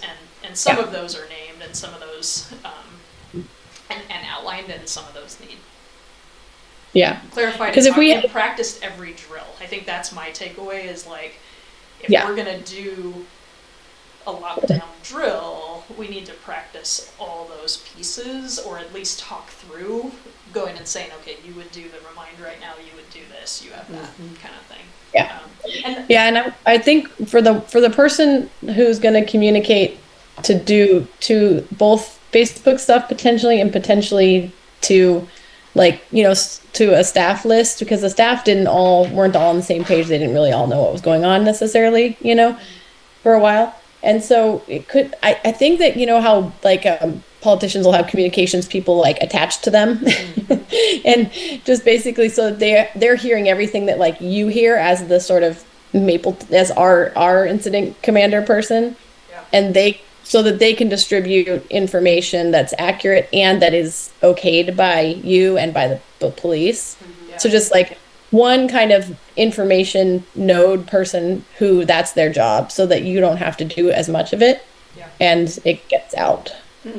Yeah, and then similar to that, the police had they call it a PIO, Public Information Officer, I think is who it was. He was phenomenal. Sergeant Speldrick, I think is his name. And even in that, I didn't know who's communicating. I mean, I sent out a communication before he did, but I waited until everybody was accounted for to put that out, because I wasn't going to put something out that says we're all safe and then have police say we're in a response. And I needed it to match. And so he was a little late in the kind of third wave of people coming in. And so now that I've experienced that once, that's where it's like, okay, I know his role, I know how we work together, I know I can do an internal communication chain like Mizu's suggesting, and that that first external communication, I think that's the hardest part for families and community, That's not gonna come out fast. I think it was, 320, I'm forgetting, I think it ended up like 52 minutes, from response to that communication, or from call to that communication. Now that we've done that, that might come 10 minutes faster, but I don't even think it's much faster than that. And it's an right in that eternity. 10 minutes. It's And an eternity. yeah, 40 minutes and 50 minutes does not feel that different when your babies are in the building, right? And we also need to think about the methods for Remind versus staff versus, because the Remind app is public. It could certainly be, We have a staff phone tree in there though. that Right. we would just send. And not everybody's on Remind. Well, so well, but Yeah. in an emergency, like Facebook is not going to be the mode of Right. communication in an Right. emergency, and that's why I tried in that first one to say the updates will come through Remind and Flash Alert. And so the police use Flash Alert, and then I could take that and copy it to Flash and Remind, and so we were sharing kind of both back and forth. And then that's where like Janine specifically was taking those screenshots and bringing them into Facebook so that they can be shared into Facebook.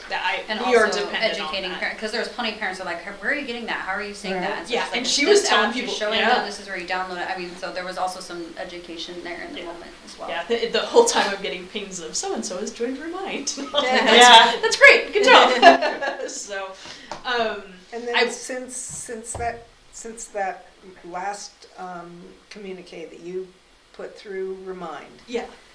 did that mention the nail gun? Yeah, I put every police update through Remind, even the following day. So Okay. all the best information public about that has come through Remind as well as Flash Alert and Okay. media. Separate and related, we signed a contract that will start July 1st for Parent Square and for a district communication program. And there's lots of differences between Remind and Parent Square, but the primary difference is Remind to the point that you have to sign up for it. I think Andrea asked me, like, do I have to sign, or maybe one of you asked me, do I have to sign up each year? And I was like, I have no clue. Like, I should know that, and I know the office staff gives out information, but regardless, you have to sign up for it. Parent Square will connect directly to our SIS information, and we'll use the contact information in our program to communicate to everybody. There's still ways for community members who are not in our SIS to sign up as well, but in this, let's say it was this scenario, but with Parent Square, we would be able to push that out, and we would know every single student got it through all of their, and there's like emergency setting where you can say, nope, hit every one of their contact information in there, and then there's also parents and families, like anybody with information in there. Let's say you're getting just reminders, where's a fair on Wednesday, the 24th, and you're getting it on email, 2 phones, and your home phone. You can change the settings to say, only tell me on this primary, in this primary way. But then I can override that with emergency mode and send it out. So that'll already be better with communications. So it'll also do updates for attendance. So automated, like your kid's absent this morning, they should come to school. I don't know what it'll actually say, but something along those lines. And then a whole lot. I've been in touch with Abby about. They can use a section of it for PTO and Booster Club. All staff can, for lack of a better visual, picture like an internal Facebook to some level, so each staff can have parts with updates and those kind of things as well. So lots of cool capacity for it. So. Well, I mean, big learning took place on that day, and we're just gonna, give thanks that the resolution was what it was, and really thanks to you too, and the staff, everybody who played a role in, you know, taking care of our kids and our staff and one another. You know, there's no place is immune, we know that. But I'm just, you know, I think that the reality of it hitting Mapleton the way that it did is instructive, and it's a shame, but it's just, this is the world we live in, so we're just gonna get better at taking care of each other. Absolutely. Yeah. I think all the other district updates will come up later. Yeah. And then I'll keep short for secondary update. The end of the year is coming fast. That's my update. But all sorts of fun things I mentioned earlier. We're making a really concerted effort to get students signed up for summer programming. Everything from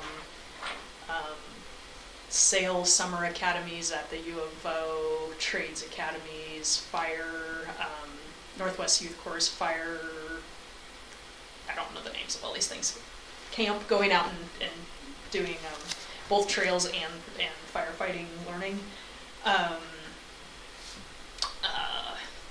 There's a police academy that kids are signing up for. There's a Gear Up camp for kids at Western Oregon University at the end of July. Med Splash program that's 2 weeks in Eugene, a computer coding camp that's a week long.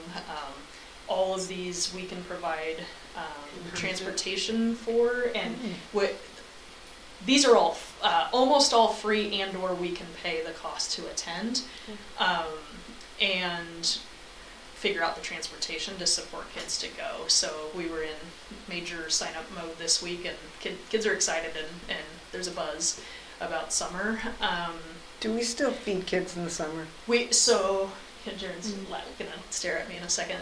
Our answer is, Brenda and I are supposed to meet about this. The answer is gonna be yes. We haven't for a couple of years.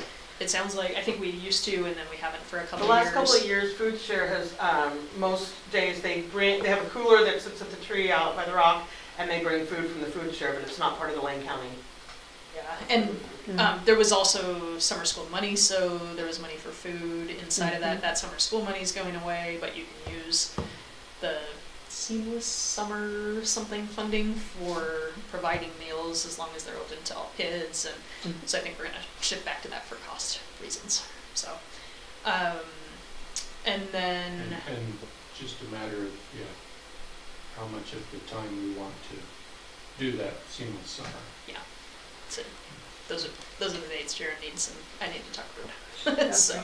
Can we back up just a little bit to like all those summer offerings and camps and stuff? Are the students learning about them here and signing up for them, or is there, because I've received some stuff, but it's been very local, like Watershed and Sweet Creek and stuff, but I haven't seen any of these kind of more extended ones. Yeah, ask today, because there was like major efforts today. Yeah, so okay. that's where we're getting we're getting way more. I'm going to use the word aggressive about sharing them. And that's part of what we're working to streamline is everybody here gets a bunch of emails about these opportunities, but either transportation or some barrier to access has been a thing. We share them out as often as we can, especially if it's something that a kid has mentioned an interest in. We'll kind of, each teacher will one-on-one, like, hey, there's this thing, or email it to so-and-so, can you talk to so-and-so? And it's just so informal. And so this is our first kind of coordinated, like, here's all the things we know about, out on the table, did some like full groups and talked through it together, kids signed up the interest together, and now we're supporting the registration process based on those lists. So what about previous things that students have already like done in the past? Can they like approach you and say, because that's like us as parents will get on mailing lists, so like I've gotten a lot of stuff, but nothing directly from the schools, from stuff like maybe my kids have been involved with in years past, whether it's a camp or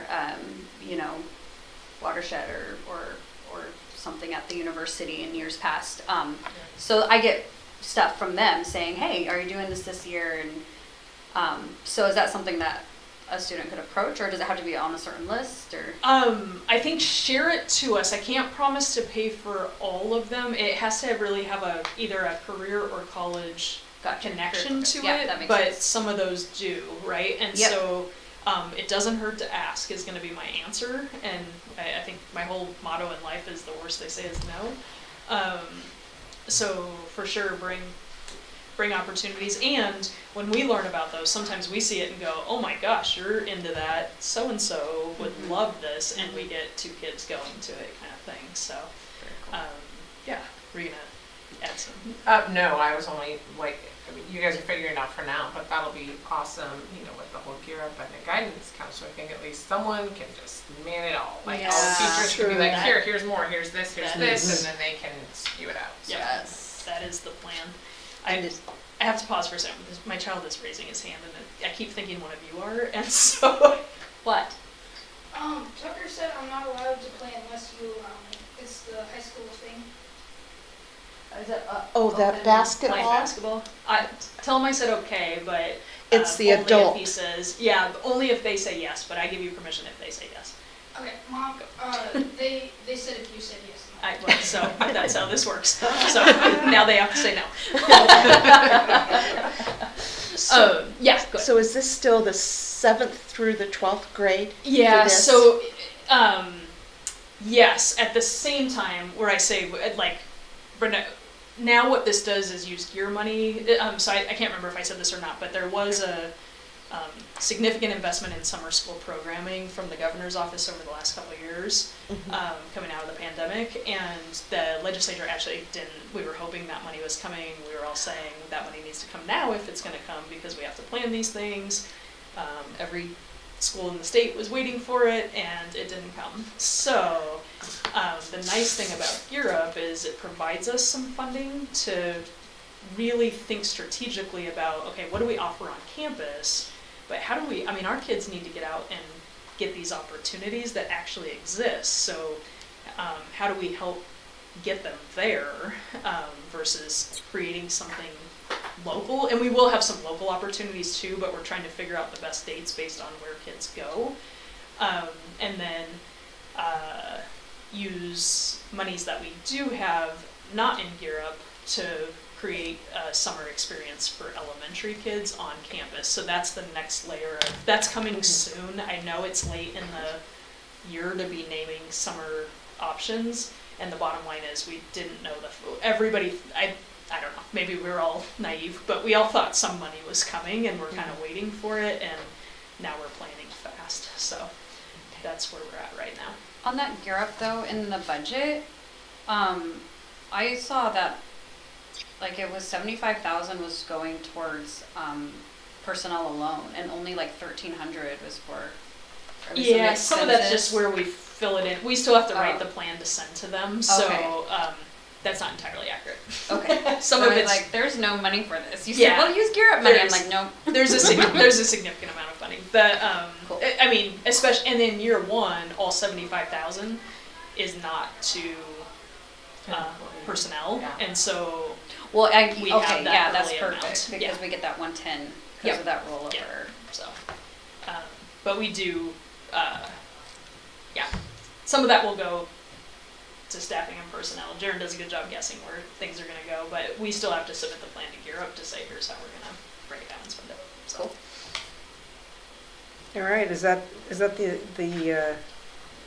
end of the superintendent? that's where I'm gonna stop talking. Okay, I so could keep talking all night, but. point of order here, we have superintendent, elementary principal, Jaren.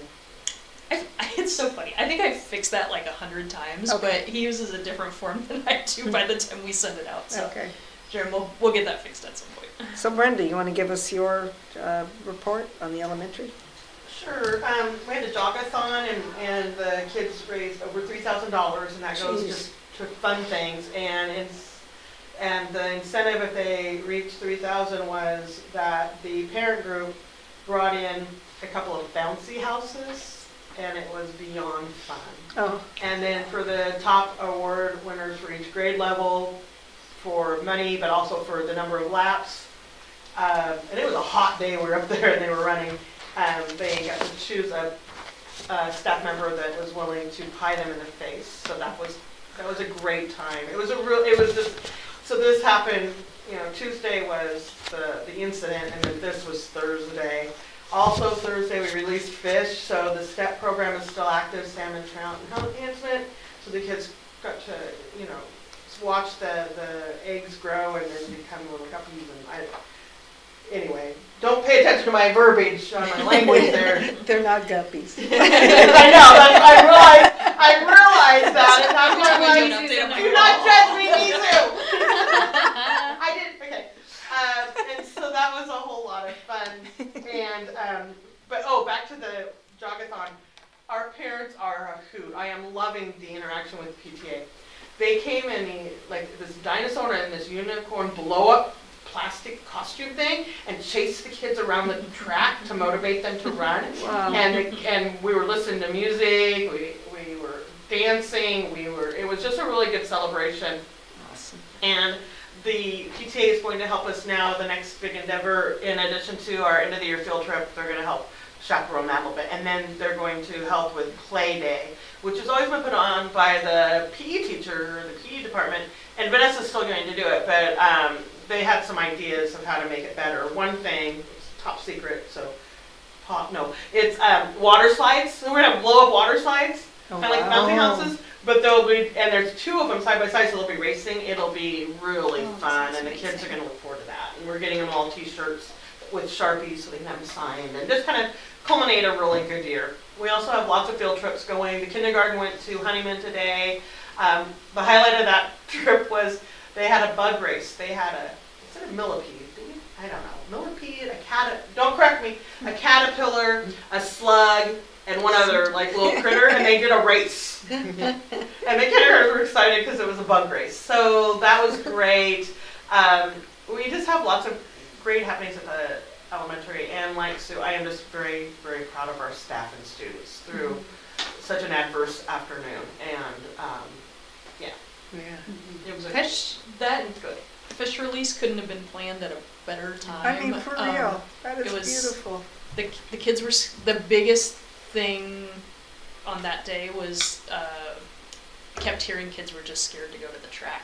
And so it became this reason they went up and they were at the track doing something fun, something good for the environment, and it was. And we waited till Thursday. It was supposed to be Wednesday, Moved but I it said down. the next day, no, we're not leaving. Yep. That wouldn't feel safe to me for the emotional. But it actually was healthy. And we were able to find who was really still scared, because kids would come over and be like, they would talk about it, and some were like, oh, it's nice to be up here and not be scared and those kind of things, and and then I had a couple kids like, I feel really anxious and don't want to be up here, and I was like, and we're going to take you down to talk with people who are here to help today. And so it really did help. So it's fantastic. Thank you so much. Okay, let's move to our finance tech maintenance report documentation.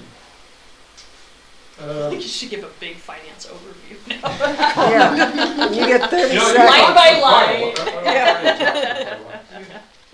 Bought some Chromebooks, fixed some HVAC units, installed some cameras, met with the intercom guy today to talk about some improvements to the system. Awesome. Randy was running the well for a few days, pumping out lots of water as one of the steps of getting it ready to go. Lost our fiber to the middle school and got a point-to-point connection in there right now, providing network over there. Seeing if that's a long-term or if I need to shift to something else. And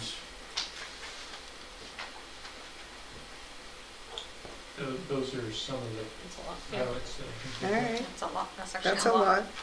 You know, I just have to say that when we hired you, Jaren, I don't think we really understood the tools you had in your toolbox. And so, thank you. I mean, really, you do walk and chew gum well. Consent agenda, the payroll check register, accounts payable check register, and prior month's minutes.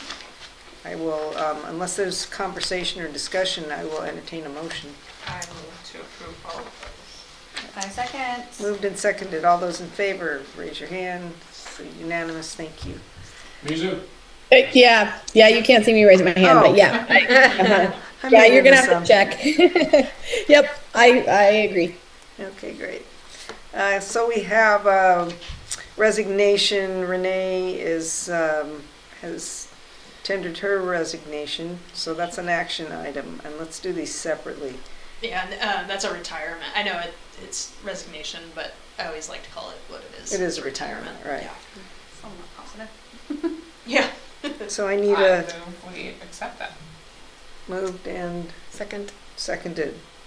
All those in favor, raise your hand. Mizu? I I was really hoping you guys were going to say no to that one, but whatever. Renee has been a stellar team player here, BT Dubs, so I just have to say that out loud. She's really covered a lot of bases in her time here. Well-deserved retirement. Her connection to the families Mm. is probably the strongest with any of our staff. Wow, Mm. that's good to hear. People will reach out to her and feel very safe. And she's going to be missed. She said she's on this next year, so that's good. She's not going to just disappear. That's good to know. We just have her sub every day. Every day.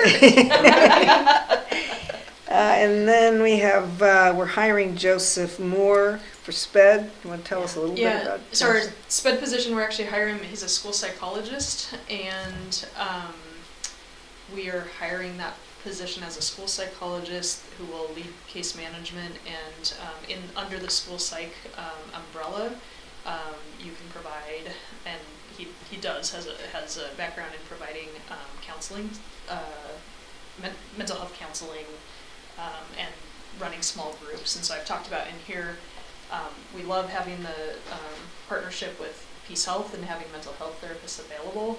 Those, it's a pay for model, or bill for, I forget what we call it, bill for model, and therefore they only do individual counseling, and there's a need for kind of that tier 2 especially supports with some group counseling. And I've talked a lot in here about, talked a lot in general about the need for grief counseling supports for our students in our community, and so it builds our capacity to do that while Fantastic. still meeting special education needs and laws. So we're stoked.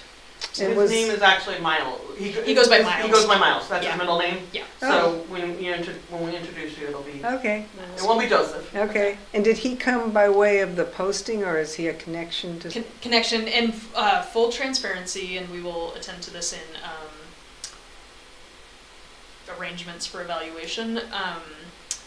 He is Joy, our co-principal's husband. Oh, So gotcha. he has been a school psych in 4J for the last 6 or 7 years.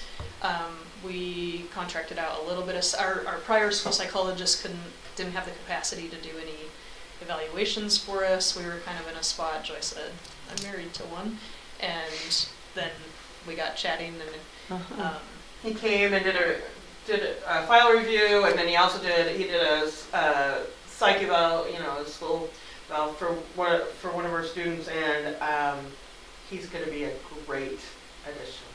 Yay, K-12. Do the students already know him or have No. an idea? Only a couple have met him. yeah, because just put through that. Yeah, 1 or 2. And they live out there, right? Yep.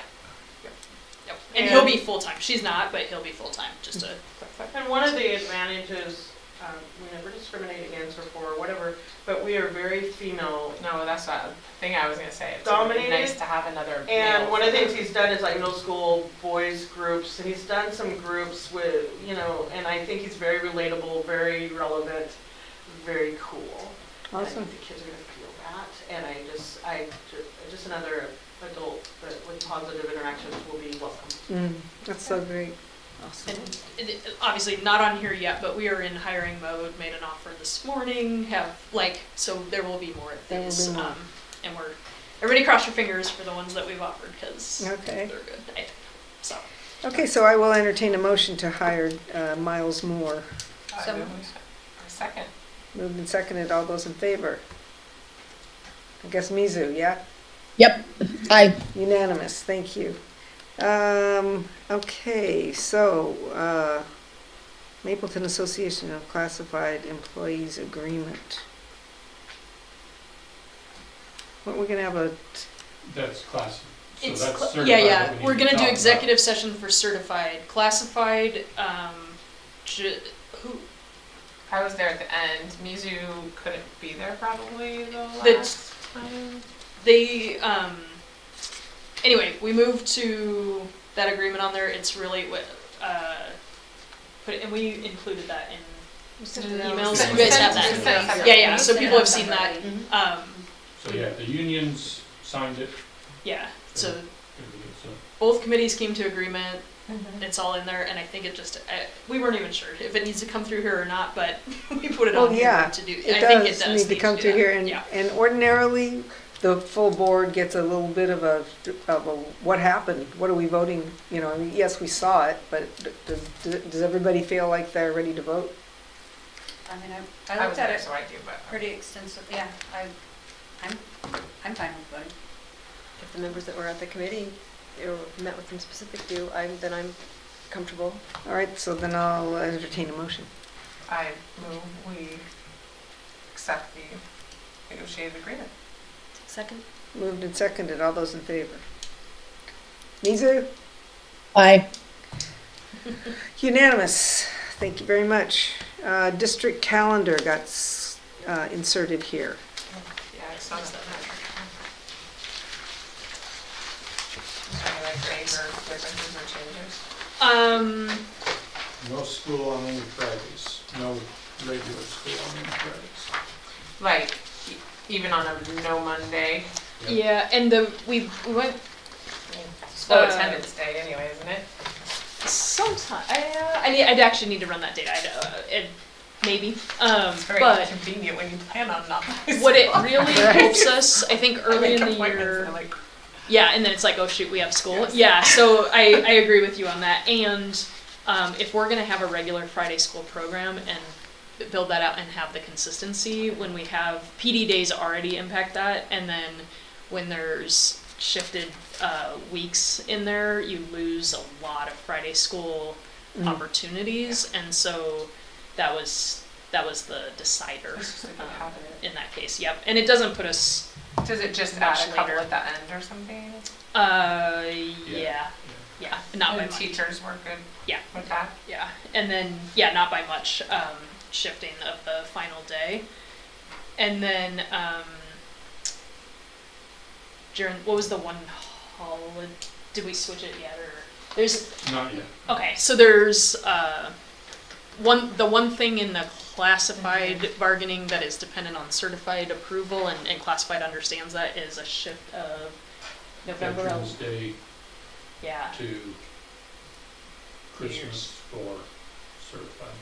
Yeah, so it'd be in this particular year, it falls on a weekend anyway, so it's not gonna change the schedule either way, but it'll change the highlighting on it to a different spot. And then, And yeah, it's, I mean, when I was teaching, we didn't have Veterans Day off, and they'd have a veterans assembly and stuff, they'd have, and stuff, and so it and then, Jaren, did we mark the Wednesdays on here? We didn't put it yet, was, or did we? The Wednesday what? I thought We definitely talked I about it, but I don't see shaded it noted on but here. Maybe it was So, on a different version. Since they're wanting to switch that with Christmas, and we're already closed for Christmas, does that mean they just kind of have a It's a floating paid- holiday? Yeah, it just switches where that paid day is. And the Oh. 11th, if it's on a weekday, it's a federal holiday, but we don't have to take off. So it would not be a holiday, right? Yeah. Yeah, so we would work, if the 11th was on Monday through Thursday, we would work it. But the paid holiday would be Christmas. on one of the days that they're always unpaid. Yeah. Gotcha. Now, what's the Wednesday thing? So the thing not noted on here that needs to be is, we talked during the student, or I keep calling it the student success plan, but the integrated guidance plan, about building in a 1 hour either late start or early release. We are proposing to put that on a Wednesday late start. The staff preference is definitely late start. That helps with our, it helps with transportation, especially if we end up with an after-school program that we're writing grants for. And so it would be, the proposal is to start instead of 8:10 on Wednesdays to start at 9:10. And so what's the reasoning behind that? So, a regular opportunity for professional learning and collaboration, and something we're missing inside of, at both campuses is that opportunity to come together and build the instructional systems and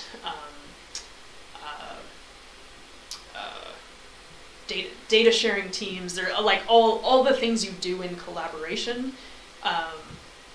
There's not much time in the schedule for regular support of that time. The 6 PD days are nice, but they're big chunks of time spread out 6 times through the year. It's hard to get that ongoing, right? We worked on this, now let's look at student work. What do we learn from this? What do we do next? And keep building that What does culture. it do for like kids' seat time or like instruction time? We ran all the minutes. We still we will need a how do I say that, the 8:10 to 3:35 or 8:10 to 3:47 still meets the instructional hours for state requirements at both campuses. We ran our my own camera. We're gonna have to report on Division 22 that at elementary we're not meeting that this year, and the reason we have either too much breakfast time or too much recess time. We'll play with how we change that, but we're actually under our minutes. I will say, like, to a T, every administrator you talk to in Oregon, they say, oh, just make sure your middle school and high school meets and then you're golden. And so people focus there. I think the minutes have always been run there to check. And when I was talking to Jaron, I just like, let me double check this for both campuses so we don't mess something up. And when I ran it for elementary, realized we're not even meeting it currently. So then, but it's meetable, and it's really the fourth, fifth, and sixth grade where you can't count 30 hours? Yeah, 30 hours of recess through the year that ends up below. And so we'll have to make some change, adjust our elementary schedule to maximize the minutes, but it's doable within this time block. So what about like any, like I'm just thinking parents or like really offsets like their planning or their time, like now their kid, what do they do for an hour in the morning if they've arranged a plan for every year in the past and then 3 days out of the week, but not this one day? Yeah. It'll have impacts. Some, I think, I don't want to, do I know that off the top of my head? I will say the majority, including 4-day weeks, I'm trying not to make this number up, at least 2/3 of the districts in the county, off the top of my head, and some of them I just don't know if they do or not, do a professional learning time that's either, like, most are early release. Most are 5-day school weeks. So when I think people assume 4-day school weeks can't do this, but when I called 4-day school weeks, they're doing this. And so, and it's where especially in a 4-day school week, that's where we're not finding the time for this level of collaboration and learning together that other districts benefit from, and where we talk about being a targeted school improvement team or school. I think we're off of that now, but for high school success, there's CAP. What did CAP stand for? Corrective Action Plan. I was like, there's an acronym here for somewhere. Where's my glossary?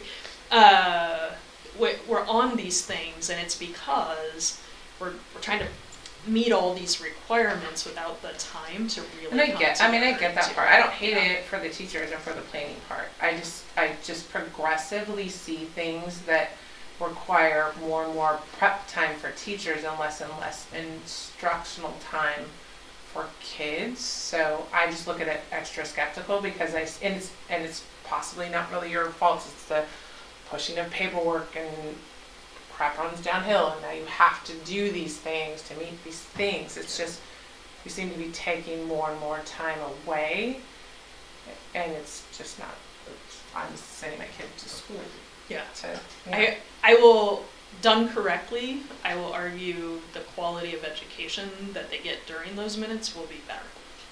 Is the, well, and the hopefully intention of it. so, Yeah. I mean, I already saw holes, like when the schedule came out in the beginning of the year, and then we take an hour away from. Yeah. And some of this is, that schedule was to provide some time for those connections and planning. It will not be both. It's, So now those we've things put in the this in. afternoons Yeah. won't happen if this is happening. If we're talking about the same thing. Yeah, yes. like just Yeah, like the all success the black period. different holes of like this is for this. An extra like prep. what's this teacher doing on Tuesdays and Thursdays during this time if they're not teaching a class? Yeah. So Yeah. those things will go away for the shift of this. Yeah, and yes, and, sorry, I had 2 points there and I lost both of them. Those things will go away. Oh, I was just gonna say, students still were scheduled that whole time, but there was some more just prep the time times there for was like certain additional teachers. Yeah, prep periods in there, and so I'm just like there's just But this all is these a- prep periods and. Yep, this is to create, and the gap in doing it that way, because I can still continue that way and keep this here. I mean, don't if get, it's like this is kind of cleaner. yeah, and I don't get all my teachers together. It's, okay, you have a prep and you have a prep, let's bring and do as much as we can with the two of you, 3 of you max, and this is, the whole staff is there, we can be intentional and use that time, and really make it about learning and school improvement every single week to better our offerings, so. Okay. Quick question from the screen. What does this, like, how, we usually have a little bit of then flexing for bad weather or water problems or whatever it is. Do we still have that? We do, that's the, I'm trying to remember if I have it open on my computer still. That's what Jaren and I were running when I was like, let's check elementary too. And it's still, do you remember? I might have to open this. I thought we got to 4, that 4th and 5th grade when I came back to look at it. They're the group that's they're going to be the group that runs out of instructional minutes first, because of the way recess is allocated. But something we can do it because we know it's just a couple hours for them. On that, I think it's on the 3rd school cancellation day, if there was. We were hoping with the well. if we stay healthy and have the well, we're hoping only a couple snow days, and that we're planning for that. Initially, we could do canceling a couple PDs, right, and get a couple hours in there. Kind of shift, but it's that 4th and 5th grade group that's the closest on it. But I believe it still gave us 2 days for them, and the others were closer to 4 days. So they're there, and some of it that is making sure we schedule our school day for elementary to maximize their time. Okay. Any other discussion, excuse me, about the calendar? Okay, hearing none. We're going to move on to discussion items. I like the title.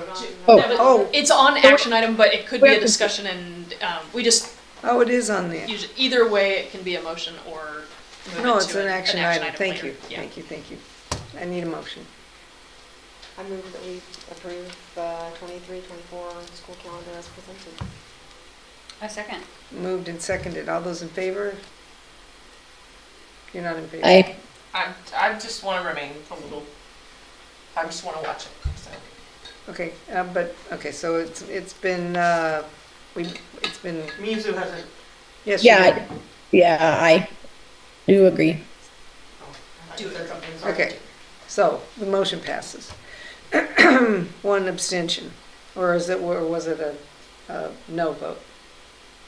I'll just say I'll abstain then. It's not a no vote. So. Okay, And before we post it, we will make sure that that Wednesday late start is very clearly outlined on here, either through highlighting or big bold language on it. So okay. Or both. both. There you go. Both. We're gonna talk about the Mapleton School District unoccupied building. Who thought of that? Marketing. I think you did. You said it on a meeting, so I changed it. Hilarious. We were talking, or did you change it? I just feel like I don't I feel like it's remember had a different saying word that. every week, and we just keep missing. I have too much history with it, and I could call it the former pool building. But I like this. The building formerly known as. The first, I think it was that animal. I think it was That's excellent. I really think if we look back every agenda for the last 4 months, it's had a different name, just so you know. That might be our little thing. All right, well, bring it. So what we do need to figure out, and I think the answer is we're giving that money back, but I haven't written Holly Halligan back, but that those USDA funds, there's too many strings attached to do anything with it without the matching 500,000 and 432,000. So I actually, does that need to be an action? Or do we just write back and say, we can just respond to the email?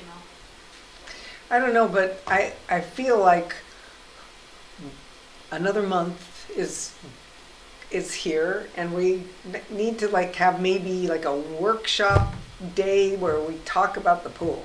Yeah. Maybe, just to wrap up whatever it Cool. is that's Yeah. happening or not. Yeah, something. Well, something. It might help to wait until the facilities assessment. Oh, maybe that's what I thought we landed on last month. Yeah, we did. That's what I think we landed on last month. Of yes, we know we need a committee, but let's wait until these assessments come And through. when do they come in? And they're doing the prime. We had that on the last. Thanks for jogging my memory, because I actually Yeah, do I not remember remember we saying did that. that talk through before, this so on the that makes last sense. board meeting, Um, and Yeah, Kurt was out here with some guys, so I mean, we're focusing on the asbestos Right. first off, and then, The asbestos at the middle school? yeah, the Yeah, evaluation on, everywhere, yeah. but yeah. And then moving in, I don't remember what his timeline Were they- was for the rest, but yeah. Can we get that, ask them to give us a sense of how long it's gonna be? We have that. That was the last. Yeah, there was a timeline on it, wasn't there? because we talked about doing this in, when because we talked about, we don't meet in July, so this is gonna be. Yeah, you're right. We talked about this August or September meeting, or maybe, we did nail all this down in the last Okay. meeting, which I. I know I bring it on. Well, that's good. I can tell you. Give me 1 second to find. What month is this, May? April.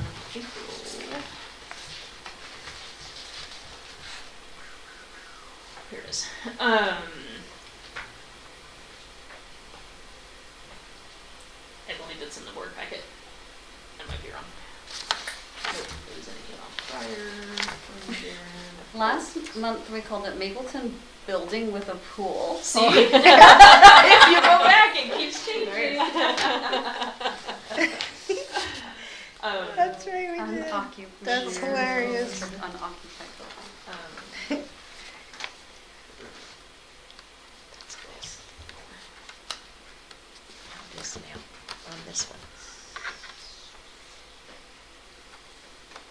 It's okay. You can just find it and send it. It's cool. Okay, yeah, I'll resend it out. Brittany Okay. will probably find it before me, but it was we sent it out prior to the last meeting, and it was the proposal. Yeah. And in it, there's a timeline. And They were he's, all quick, but- and yeah, it's pretty fast, and he would love to come give updates All right. at the board meeting. I think we said no to this one because we knew we had budget, and it was gonna be even longer, so at the Would he come June in too? meeting, he can come give an update Cool, on awesome, that. fantastic. Awesome. Okay. I think we can take state testing off of the discussion items, but I would like to know what is how many, Where are we at? So, today, today or yesterday? Anyway, this week we started, secondary testing. There are 7 middle schoolers. There's 7 or 8, I can't remember. I think it's 7 middle schoolers, on the list for testing, and I believe 0 11th graders. so that's who opted in, 7 That's kids. who opted in. And did I say middle schoolers? Yeah. On that, okay, yeah. Couldn't remember if they were 7th or 8th grade. And then, It was only going to be 8th grade, but there were 7th graders who opted in. Their parents Oh. opted them in. I think there were. yeah, it's both, Oh. and there is a 7th grade test. That was a little bit of miscommunication. For science, there's not, but for reading and ELA, there are, and so we made sure to clean up that email communication. I do want to share, I think in the email communication from the state that I forwarded to y'all, the main, how do I say this? I feel like the main point that's being made that we're out of compliance with legislation is that legislation says that districts can't be the decider for not testing on behalf of families. And so we did, in that, the more I read it, I was like, well, okay, let's call every family. And so we've been at the secondary level, we have called, we being Danita, has been awesome and called every single family. And in that 11th, 8th, and 7th, and in that process, picked up 2 more kids to that list. So She didn't call any of the 7th graders. we followed back up, and she did those after the fact yesterday. Yep. So Joy was in communication yesterday. I believe that happened yesterday. If not, Okay, because I know that when I was getting those numbers for her, at that point, I think she already had 3 or 4 7th graders who had said before yes. any calls were made. Yeah, and I think we took the rest of the group not on that list and did some check-ins yesterday afternoon after recognizing that we didn't call 7th grade, all of them. So anyway, we picked up a couple families by doing it that way. And then elementary, did you guys start, or it's next week? We're gonna start tomorrow. We've been doing some practice. I think we have 7 kids, 3rd through 5th grade, no 6th graders opted in. I have not called families, but I think it's a good idea. I don't think we're gonna get more people, but that way the state can't say we didn't, Exactly. Yeah. So No, I think it puts us in a that's- safer I think spot. I think it's a good balance. I have not started calling. Kind of been bored lately, doing nothing. No, I think I think that's the way to cover our butts, and also give the people who want to do this the opportunity to do it. Yeah, and it truly becomes the parent choice, Yeah, which that's is all- what that's nobody's beautiful. argued against the whole time. It's a good So solution. Yeah, it's a great solution. so I can't remember if I wrote them back to say we were doing on that email, but I did share and we sent it through Remind. We posted it on Facebook. We sent things home by paper. We are calling, like at this point, Yeah. if you don't know about it, I Yeah. don't know how to tell you. So, That's great. um, Okay, thanks. Tribal and shared history. I will use, so, Kate continues to just rave about the, cohort through the ESD, and was, I think I might have shared this last time, I can't remember how long ago it was, but I was in here and another teacher was here and she was like, you have to sign up for this next year, it's great, and so it was kind of cool to see that, sharing go forward. What I really want to share is, come to Scores Affair Wednesday next week, 4 to 8 p.m. At 5 p.m. there will be a traditional, how do I say that? It's written correctly. Traditional salmon, is it bake or cook? And we've Jesse Beers helped students put the pit in out. I'm turning I around. saw that out Is that there. the lower field? Yeah, Oh, good. that's the lower field down. Out there, we'll cook salmon there. Confederated Tribes of Kusler, Umpqua, and Saisla Indians chief and at least 4 members of their executive council. Tribal council, yeah. Yeah, 4 or 3. Anyway, I think 4 plus chief, but maybe he's the 4th.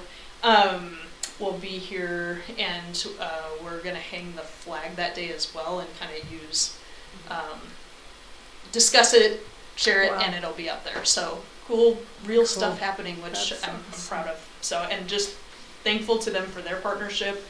Yeah, they're awesome. So. That's so And the good. language, well, actually, so come to Spores Affair, because the kids Yep. should tell you about the language revitalization project, Yep. but it's happening, it's real, and you'll see QR codes popping up around campus that are connected to their project. That is I so won't steal cool. their thunder. Love it. All right, fantastic.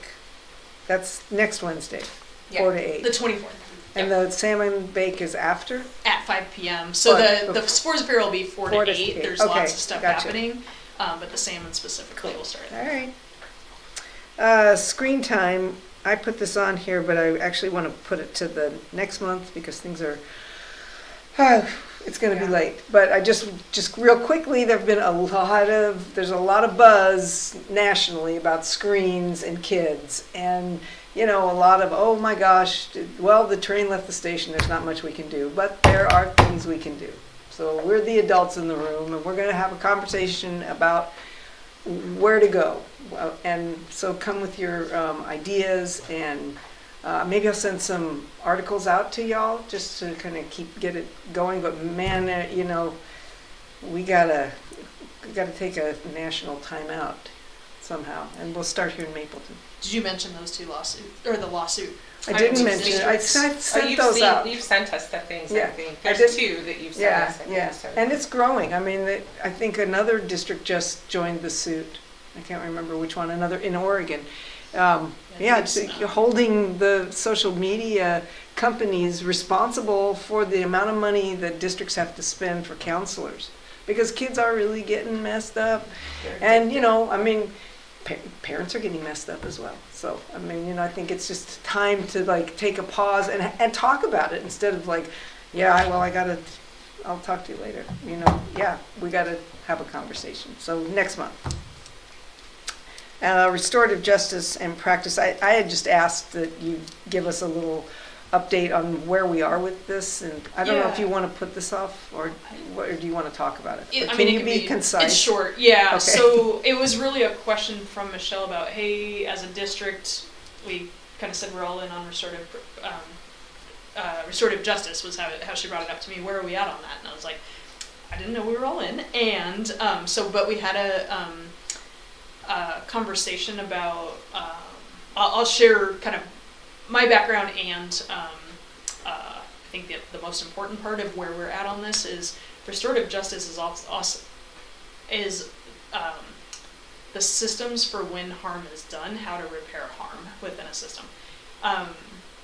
Restore means you're restoring towards something, and the most important thing for restorative justice to work is to have a strong community that you want to restore back to healthy, right? And so the practices we're taking right now are building those community connections, just building our community in ways that when somebody does harm and you have those conversations, it's like, hey, look what you did, look who you hurt here, and is this who you want to hurt and how you want to hurt, and if not, how do we bring this back to you being part of the community in a way that's safe and healthy and community-based. So I'll speak for the secondary. I mean, things, I think I shared our values last time, our, I'm going to mess it up now, ourselves, each other, our learning, and this place. And hopefully when you walk the halls, you're seeing that come alive. And we didn't make those posters. Kids are making those. And today I just kind of had a moment coming around the corner. Happening right now. Can you see it? Yeah. Say it again. Oh no, there's a cop out here that's good. Oh, is there? Hey, Jason, how are you doing? Do you need? We're finishing a board meeting. Do you have a Come on in. We're. Are you gonna be here tomorrow? I am, but if you wait what do you think, 5 minutes, I could talk to you? Can you guys come in for a second? Just to, Are we here at the right time? Just be mindful yeah, that actually, this is being recorded. it is. So these are two deputies that respond to our calls here, but Brenda was talking about Deputy Bastinelli, who's leading the investigation, and I just want to like recognize and honor him and say thank you for your response both on that Tuesday and the following day to come out and be with our community. Part of the reason we stopped by was two separate reasons because we saw you guys here, but I know who was here on Tuesday now. Yeah? Yeah. Okay. So. Oh, we do know. Okay, so we'll have an update. Maybe we do that after the. Oh, careful. Okay, well, let's do that after the board meeting closes here. Yeah. And then, yeah, and Jason, I can never remember your last name. Guilford. Guilford. Yep. Deputy Guilford, especially early in the year with some things that I sent out to you guys confidential, like here's some things going on with some of our situations on campus, was the officer who was helping us through all that. So huge assets for our community. So we will, give us, we're just wrapping this up. So Aren't we having an executive session, or are you gonna? we do, my guess So is it'll be you can do this? I might We can send take a Brenda. 5 minute after we, and then you can talk to them. Yeah, Yes. does that work? Cool. Yeah. Cool. Cool, hey, thanks, y'all, you make us feel comforted. Appreciate you. Do you have to close this part of the meeting? No, I can just walk over and talk to them real quick? yeah. It'll be fast, I promise. Yeah. All right. Perfect. Good night, guys. All right, thanks, Thanks Zach. for having a good attitude about the hat. Now it is. Yeah, looks good. Yeah, because now we move into